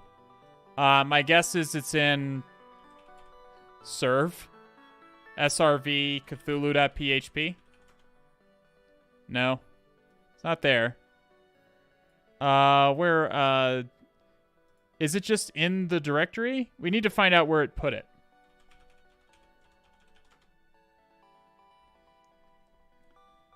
Lock your PHP web shell down to your IP. Listen, Technique. Listen, Technique. Listen. I don't need people mocking me. A hunter must hunt. First of all, wasn't even my OPSEC, okay? I agreed with IPSEC yesterday, or 2 days ago. I agreed with IPSEC he should have locked it down. And he still won, by the way. So the joke is on you. He still won. It was just almost bad. It was almost bad for him. So yeah, we need to find where it's being stored. We pushed it somewhere, but I don't know where yet.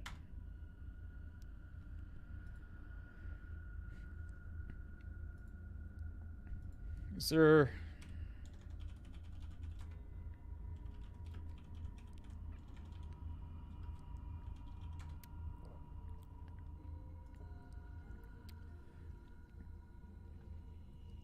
This seems fine. Man, TFTP. Okay. So can we see, we can put, and we can give it a direct, okay, good, we can give it a directory. Okay, so we don't need to find it. We can go put Cthulhu.php var www html Cthulhu.php.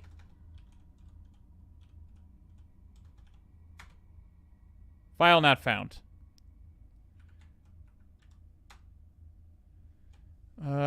We don't like to see that. Var www Cthulhu.php?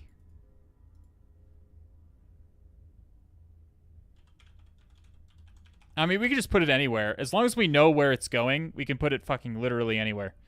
And then include it. So put it in /temp. File not found. What's happening? Why Cthulhu? It's just we're big fans of Cthulhu on this stream.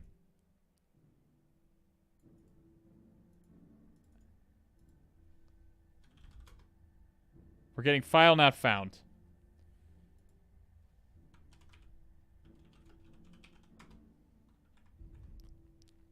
What am I doing wrong here? Put file. The host has already been specified, or a string of the form.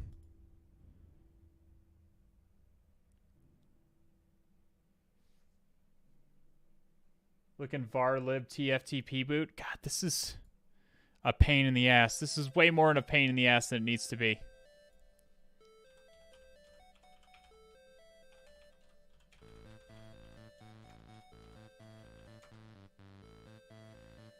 Well, god damn it.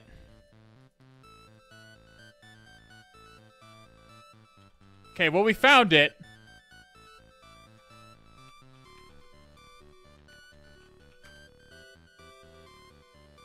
Yeah, there you go. All right, so we could have Googled. I thought we could put it to a specific directory, so I was doing that. But it looks like it puts it in var lib tftp boot, which you can find out by Googling. So there's that. So now we've included the file, and we can do... And fhtagn equals ID. There we go. So we do have... We do have remote code execution. So does anybody have any questions about how we did that whole process? Orbital, thank you for the follow, and then the first time Prime, indoctrination into the cult. Welcome, Orbital. Good to have you. Anybody have any questions? So we now have... Oh, let's do Stream Raiders, I guess. Are we... Okay, let's do Stream Raiders.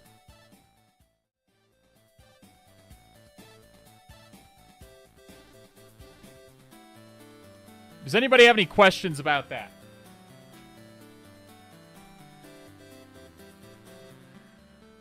What questions do you guys have? Other than why I look like a boy band member. The answer to which is that my hair is completely out of control and it needs a haircut, and I need a haircut very badly. Fit deck as well, Mr. Streamer. Oh, we have a fit deck as well? All right, I'll do a fit deck. That's not one that goes well on stream. I want to do shoulder. That doesn't go well either. Let's get a decent one. Jumping jacks is fine. 50 jumping jacks is good. You look like Toby when he gets the Venom symbiote in Spider-Man 3. I'll take that as a compliment, okay? Sorovi and we're hacking live with the most kills and most assists. Now dig on this.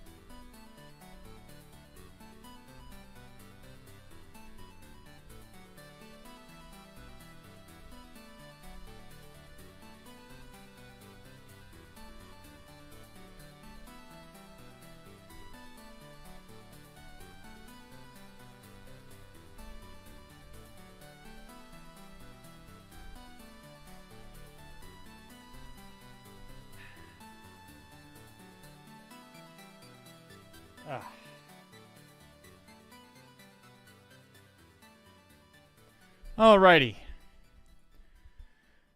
Alright, so we do have code execution here. We'll go ahead and... I guess I'll start up burp. It's easiest with burp. We don't really need burp, but it's easiest. Why do you do and not question mark? Because there already is a question mark in the URL. You usually can't do 2 question marks. We can try it. Yeah, see? Doesn't work. Doesn't work. So the and is just to specify another parameter. Why not use a PHP reverse shell? Because I was too lazy to go and find one. That's fine, Gray Fox. Just get up and move. I encourage you to get up and move. That's all.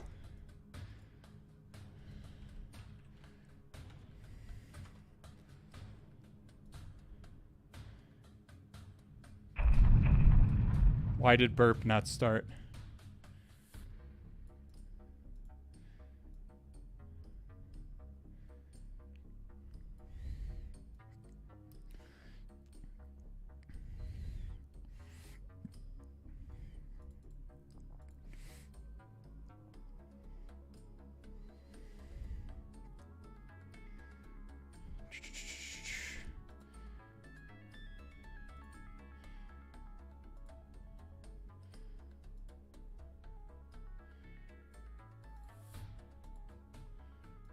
Send this through burp. Connection refused.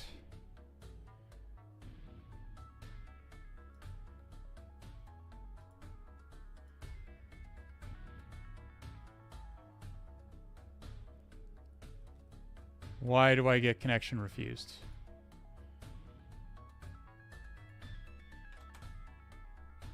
What is happening? Is it still using... Oh, it's probably it. Good call. It's in user options. Yep, it is using the SOCKS proxy. Thank you very much. I forgot I had it set to a SOCKS proxy. That would be why we aren't getting connectivity. There we are. So we'll send this to repeater. You can change the request method to a post request. This makes it easier to deal with bad characters.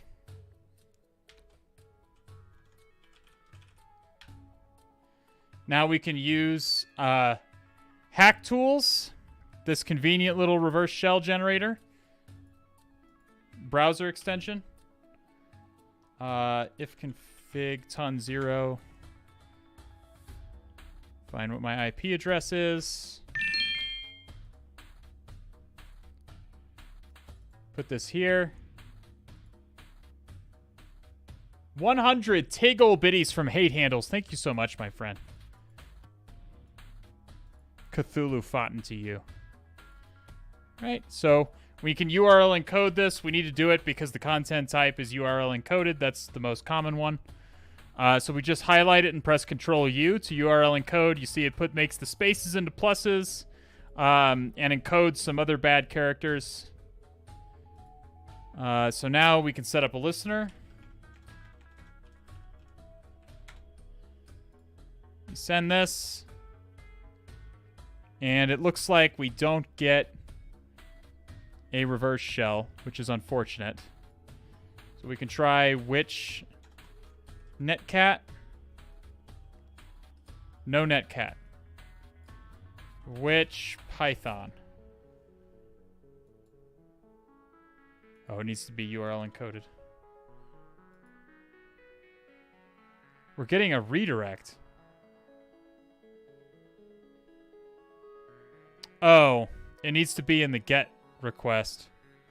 Oh, I'm an idiot. Yeah, it must have a GET. It's a GET. It's gonna have to be in a GET request. My bad. I'm an idiot. The nature of this particular vulnerability keeps me from doing my normal process. It's okay. It should work in a GET request. It's just bad characters tend to be more of an issue in a GET request. But there we go. Hackerman. I'm in. Alrighty. Does anybody have any questions about what we just did there? So why does it need to be in a GET request? Because the web server only accepts GET requests, and we can see that. Do I still have... Here it is. So this is the source code that's serving our request, It only includes our local file inclusion and a get parameter. We have to to include a file, we have to keep in mind that's what we're doing. We're including a file. It only accepts the file in a get parameter. What machine is this? This is included in HacktheBox's starting point. Been too wrong. Thank you for the follow. Okay. All right, so we're in kind of a jerry-rigged shitty shell here, so we're gonna use Python to stabilize it. A hunter must hunt. Sandor Clegabe, thank you for the 3 months. Welcome back to the All Has Red team, my friend. Thanks for supporting the stream. We background our shell with Control-Z. We set our STTY to disable terminal echo and to accept raw input. And then we foreground our shell again. Export term equals xterm 256 color. Okay, so now we have things like tab autocomplete. We have all kinds of stuff that we can do. Must hunt. That's a lot of stuff in var www.html. Oh, that's just, yeah, never mind. Hate Handles bringing us Malicious Serial and Uber King Kong as new cult initiates. Welcome, my friends. Thank you so much, Hate Handles, for your continued support of the stream. All right, so we can see, we see this HT pass WD thing here. Let's see if there's any credentials in there. Ah! So again, this comes off of, if you're wondering how I saw that, again, a lot of you are going to run ls-tac-la. You see, but you do not observe, okay? This HT pass WD sticks out to me because it has the word password in it. Like, it should stick out to you.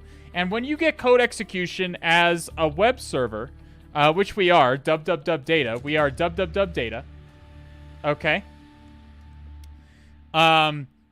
When you get code execution as a web server, it should be in your workflow that the first thing you do is look in directories that a web server can access for credentials. The nice thing about being a web server is that you can see that web servers typically will have database credentials. They'll have sensitive... You see but you do not observe. Yeah, you see but you do not observe. Yeah, from my good friend Sherlock Holmes, from a Scandal in Bohemia, one of his best stories. You see but you do not observe.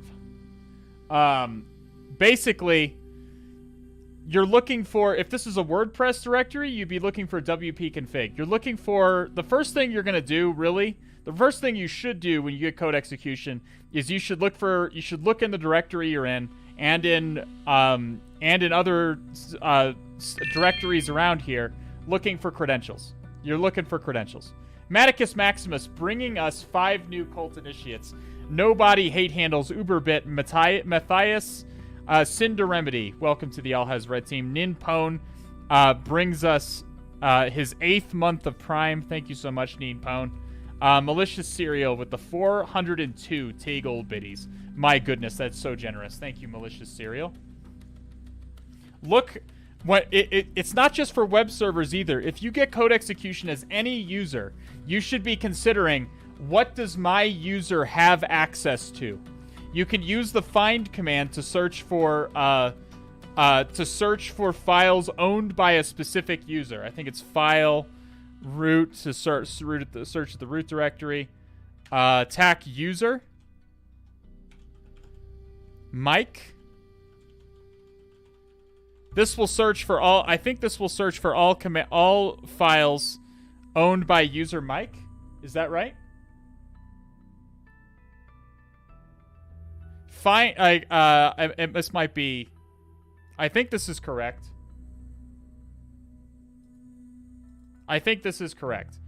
We probably can't see any files that Mike owns because we are www.data at the moment.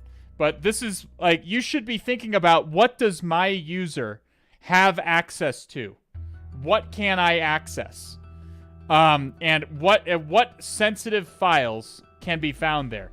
So search the entire file system if you need to for any files that are owned by your user, owned by your group, things like that.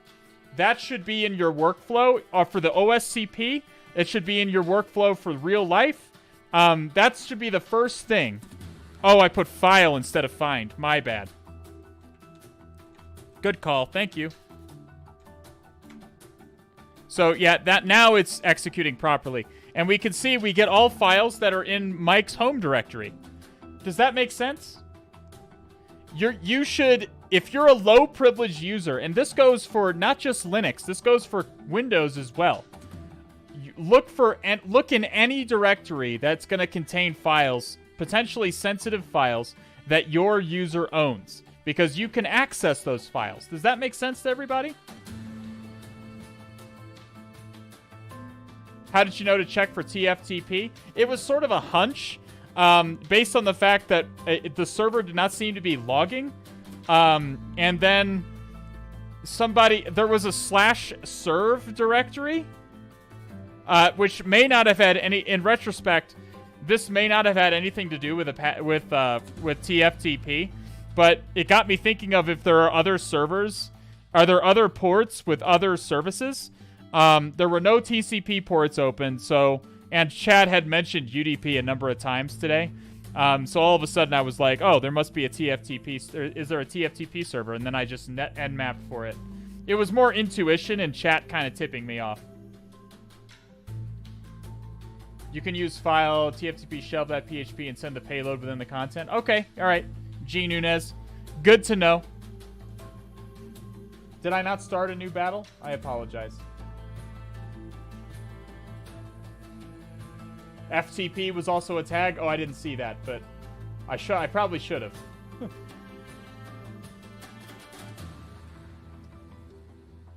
Does everybody make sense of what the thought process was? Now, the htaccess file usually contains what configuration for PHP specifically. Configurations for so it's basically they're disabling local file inclusion protections that would normally be in place. Require valid user. Yeah. So an HT-PassWD is a little bit rarer to see, but that will typically contain basic HTTP authentication information. We do see we have Mike's credentials here. A fine addition to my collection. That will indeed make a fine addition to our collection. So let's go ahead and copy that out. We can try to sue Mike, because we know that Mike is a user on this machine, and we find that we are now Mike. Does anybody have any questions about that? And there's the user.txt file. Any questions about how to get the low privileged on this machine?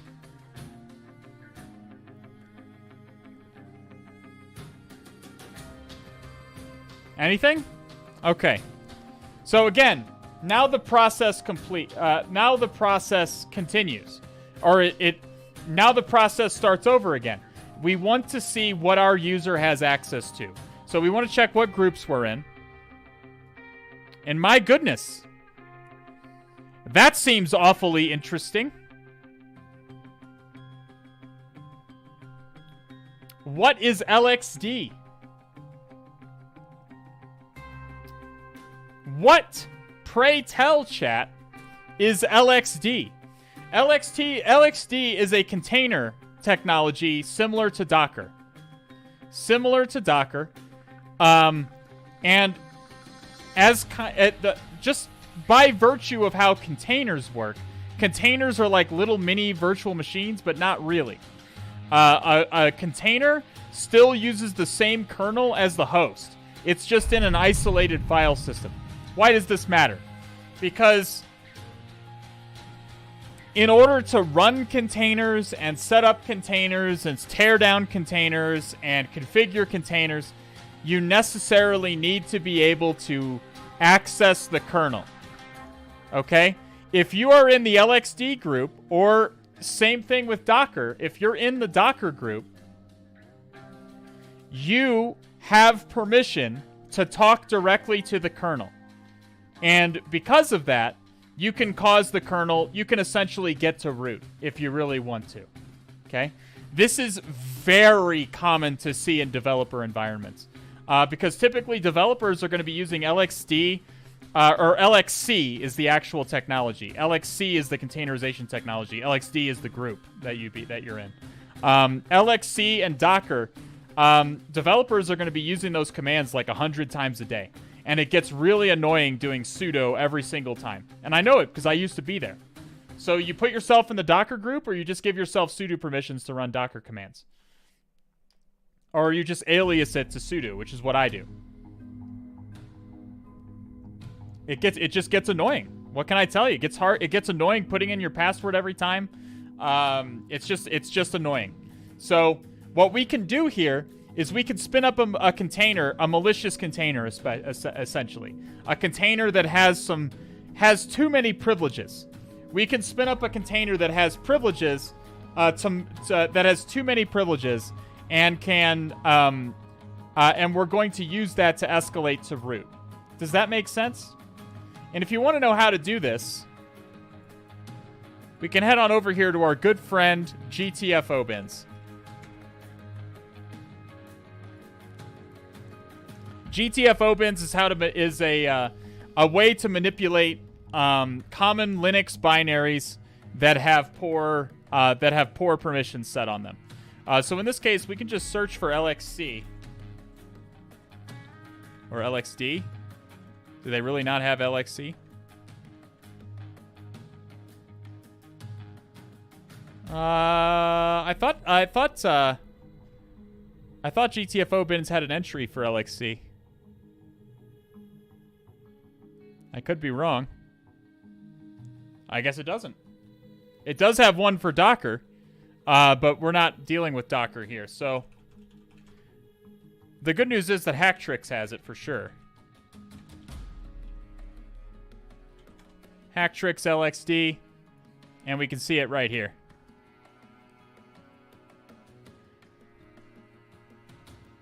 If you belong to the LXD or LXC group, you can become root. You can install this in it. So what they're gonna do is they're gonna create a malicious image essentially. Let me see if I can LXC image. LXC list maybe. Yeah, list. I'm more familiar with Docker, I'm afraid. So they don't actually have any images. Normally there will be an LXC image. There will be images listed here.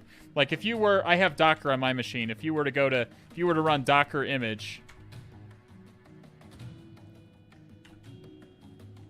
Docker image ls, excuse me, sudo docker image ls, you'll see that I have a bunch of Docker images for various things that I've used Docker for. Okay. In this case, this is not in a real environment. You will have images here if you found this vulnerability in a real environment, and you probably will at some point. You would see images here, and you'd just be able to. It would just be getting root would simply be picking one of the images like Alpine here or something, and spinning it up with the privileged equals true. Just giving it, you're spinning up a container. You just need an image of any kind.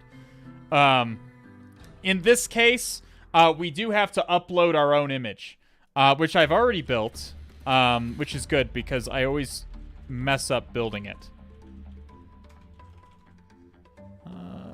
LXC Alpine Builder right here. So you follow this. If you follow this right here, you have to use Go essentially to execute this. You're trying to build an LXC image that you can then built on Alpine, basically, that you can then upload to the target and run. So we've already built it. I think it's in, where did I put it? Is it in temp?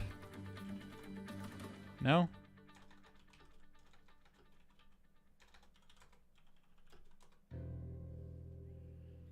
I'm trying to find the actual image file because I don't remember where it is.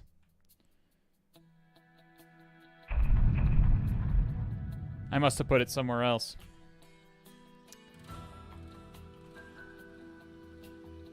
Oh, it's called rootfs, I think, if I remember right.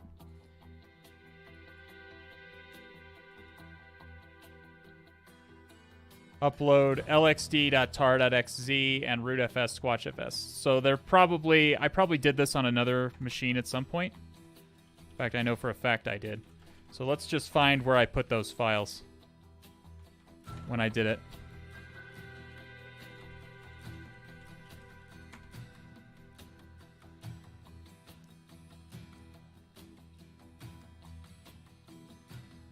There we go.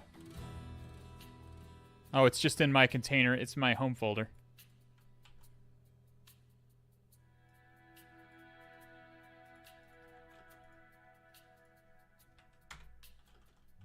Okay. And here we need to upload this to the target, and we need to upload this to the target. So keep in mind, again, all this is skipping the need to do all of this. We're just building the image. You have to build the image on your local Kali.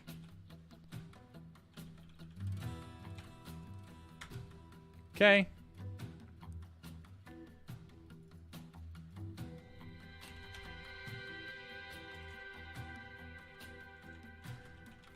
So we are going to go into dev shm, mount, grep shm.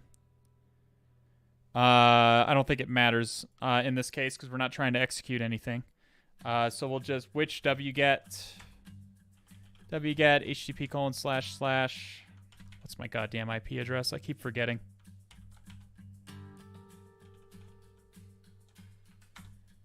Ten 14.105.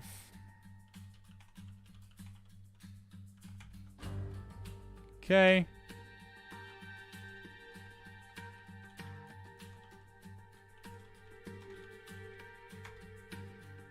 A hunter must hunt.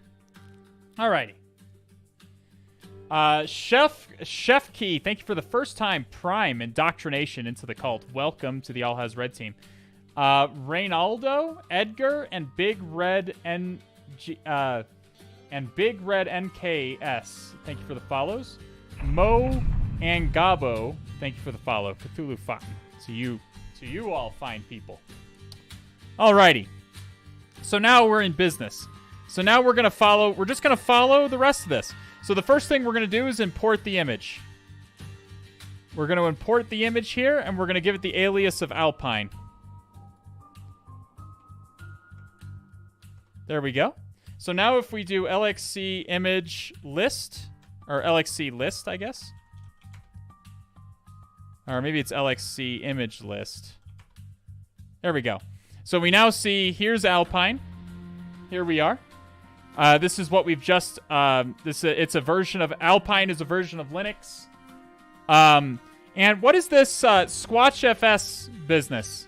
What is that? Does anybody know what that is? What does squashfs do? When we talk about squashing a file system, what does it mean? Squashfs is a compressed file system. It is. It is a pseudo file. It's a pseudo file system. Yeah. So, and keep in mind that's basically what we're talking about when we talk about a container. When we talk about a container, really what we're talking about is an isolated file system, a file system that's isolated from the host and runs in a sort of emulated version. Like you can run Linux containers on Windows and stuff. And it's running in kind of an emulated version of the operating system, but it is using the same kernel. It helps by keeping the file system separate so you don't get dependencies mixed up and things of that nature. So now we're going to start a new image.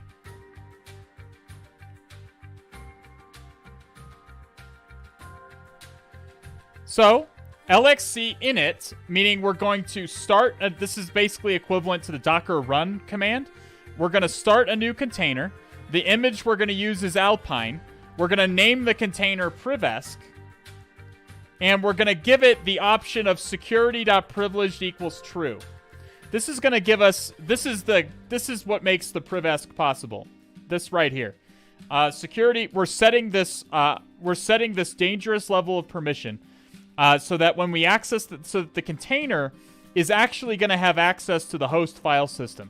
And because it's the kernel that's running this, it's going to have access to the host file system as root. So we're essentially going to be able to read and write to the entire file system from within the container.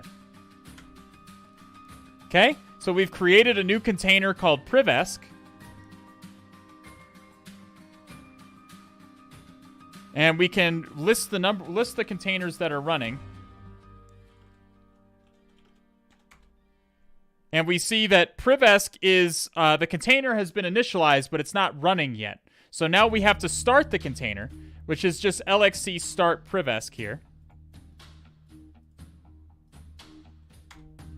So we're going to start the container. We've started it up. Now, we're going to execute. lxc exec lets us execute a command inside of a container. So we're going to execute a command inside of the privesk container. And the command we're going to execute is just bin sh. And you'll see that now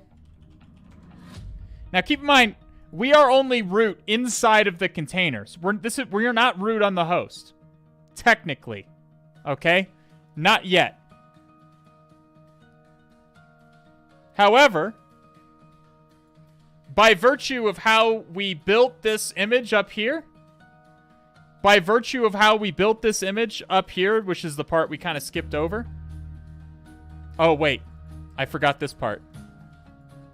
I forgot that part. Hang on. How silly of me.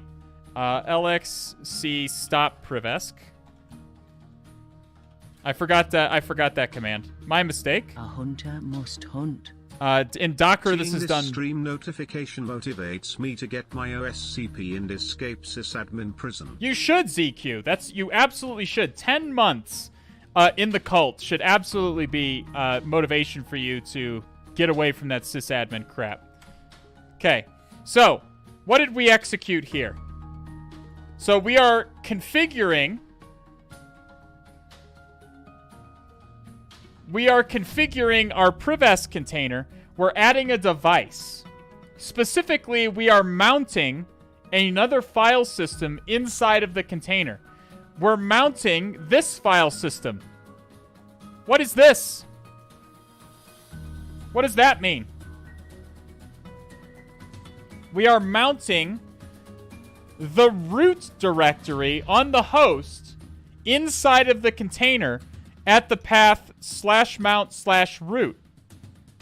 And we're doing that recursively, so it'll mount the whole file system. Okay? So now we can start.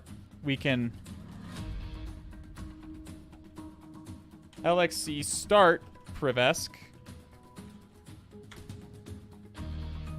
lxc exec privesk bin sh.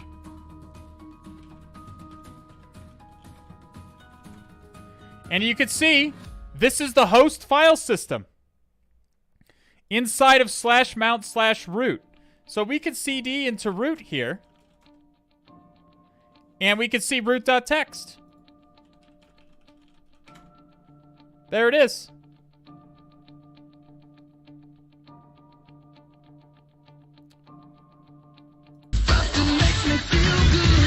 Yep, there may be an SSH key as well. We can go in there and check.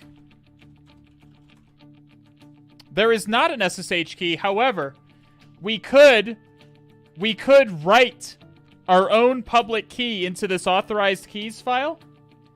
We could write our own public key into this authorized keys file because we can write to this file system as well as root. So we can write our own key in here, and then we could authenticate. We could SSH in as root in a trivially. Is root allowed to SSH? We can find out.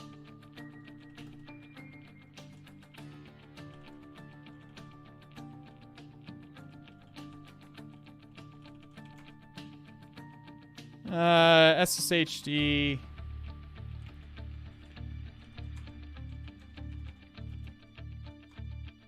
Oh, I'm inside the SSH directory. I forgot about that.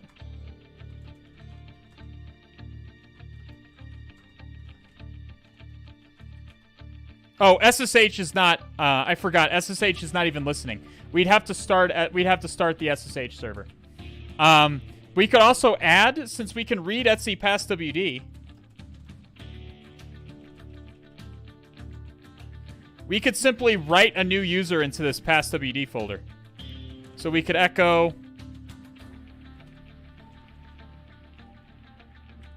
Alhazred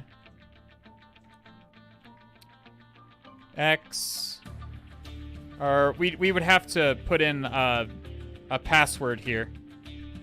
How do I encrypt a password for etc passwd? I think it's using the crypt function.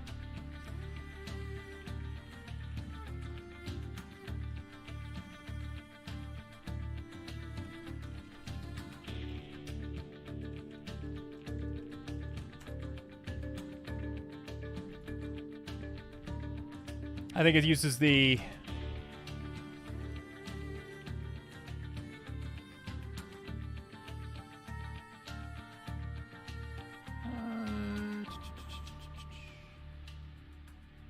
OpenSSL passwd password. Is that how you do it? Okay. We'll just put the password Cthulhu fhtagn. Okay, there we go. That's the kind of password that passwd expects. We can say it's 1000 user 1000, or we can say it's user 0. Why are we giving ourselves the user ID and group ID of 0, chat?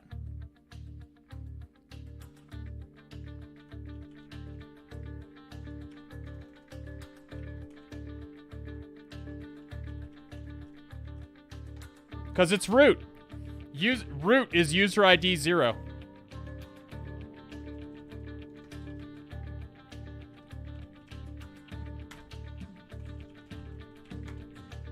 And there we go. You see we've added our own line to passwd here.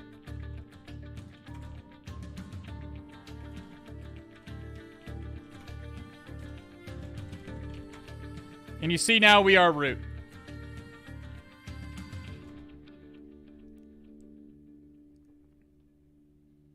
Very simple way to just write your own to write your own user. If you can write to the passwd file, you can simply add your own root user, and then it's very simple priv-esc. Any questions about any of that, chat?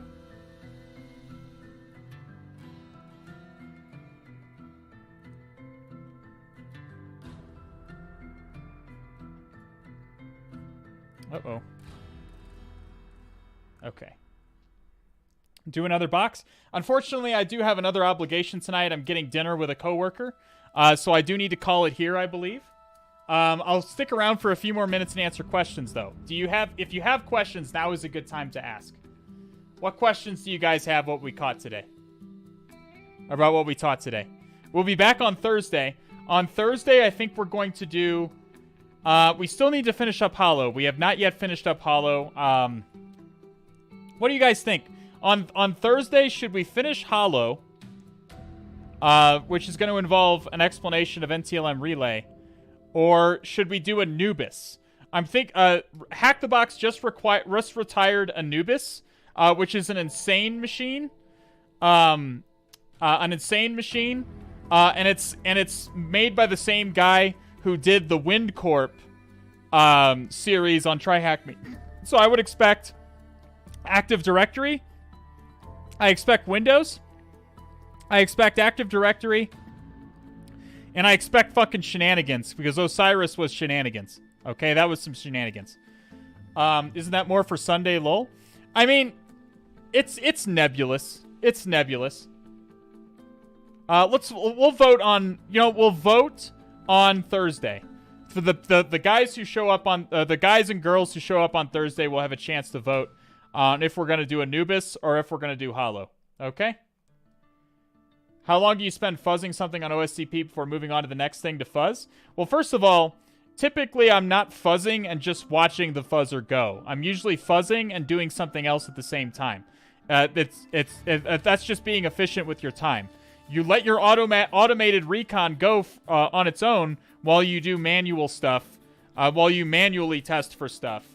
And then you check back in on your automated stuff every so often.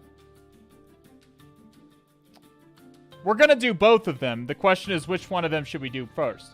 I've already checked Anubis to make sure it doesn't have any kind of crazy heap vulnerability or anything. It doesn't. It's not rope 2. It is rated insane, but it's not rope 2. As long as it's not some kind of crazy binary exploitation, I'm okay doing it on stream. It's probably going to be a fat Mulder regardless. So, yeah, squeal injection. Yeah, there you go. Good to see you commenting on... Hey, what did you guys think about the commentary on UHC? Did you guys enjoy UHC, those that showed up? Those that saw UHC, what did you guys think? Did you guys enjoy my commentary? Then definitely, if you liked it, then you should tweet at UHC saying, hey, we want Al back. Let them know. Let them know you want me back. You and Joe were pretty good on there. Yeah, he was good. We had a really good group. We had a good group. I had a good time. Let UHC know you want me back. UHC is Ultimate Hacking Championship. Or Ultimate Hacking Challenge, I guess. Would be cool with you and IPSEC. Oh. That would be nice. He's a personal hero of mine, so I have a weak spot for him. It was good. He was in chat on Sunday. Al Hazard, IPSEC, and John, that would be really great for me. I would be really happy about that. Yeah, IPSEC was fun in the chat. Yeah, he was talking with me in the chat. We were bantering back and forth. It was a good time. We had a good time. If you want to see me back, let UHC know that you liked me. Let UHC know, and they'll invite me back. Can I execute a file on a WordPress site hosted on a Windows server? Yes. If you can find like a remote code execution vulnerability, or if you can find a way to write files to the server, absolutely you can. You typically it's unless you're running WordPress in like XAMPP or something. Typically PHP runs on Linux, but you can get PHP to run on Windows using like something like XAMPP, which is pretty common. So if you find XAMPP, you can upload PHP. Otherwise, it's probably gonna have to be an ASPX server or something like that, or AXPX file or something. Husky Hacks would make a great caster as well. I agree. I would love to see Husky on there.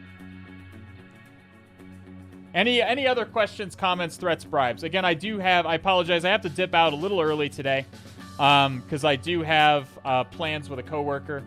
We'll be back on Thursday for a full-length stream. There's nothing standing in the way on Thursday. And we'll either do Anubis or we'll finish up Hollow finally. Captain BZH, thank you for the follows. Cthulhu Fountain to you. Do the plans involve a yard of beer? No, they do not. I generally have no plans. I'm just getting dinner. We're getting ramen.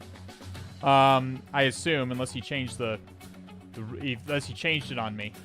And we'll probably have a couple of chew highs. You know how it is.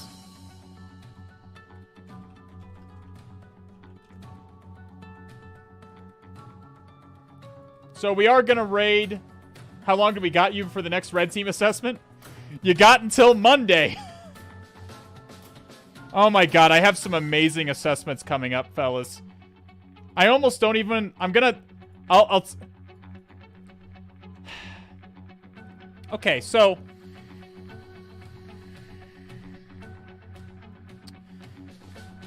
I don't want to say my client outright. Okay, 4-letter word. They have an event happening later this year that involves hitting a ball with your feet. Okay? This 4-letter organization that we will not name is well known for it is a worldwide organization. It is not ESPN. We will not be naming the name, and I may or may not have to travel on site to a location where a big event there happening later this year is happening to red team them in person. That's not for another couple of months. That's not for another couple of months, but that's a really cool assessment that I have coming up. That's a really cool assessment I got coming up. I got some really big organizations we're tackling this year. It's exciting. How was your first ever pen test? It went well. We got domain admin. I'd say it went well. It's me, Asario. Thank you for the follow. So we're rating Dino Dan. We're gonna go learn about dinosaurs for the Lunar New Year, and you can add because I like dinosaurs. If you haven't caught on to that, big dinosaur fan over here. Bring him glad tidings of dread Cthulhu, the shrieking immemorial lunacy of the old ones. I will see you guys all on Thursday, for either Anubis or Hollow, depending on what chat chooses. And go to bed tonight knowing a little bit more than you did yesterday. I'll see you guys again when the stars are right. Have a good night or day or whatever time it is, wherever you are. Stay safe. Get vaccinated. I love all of you.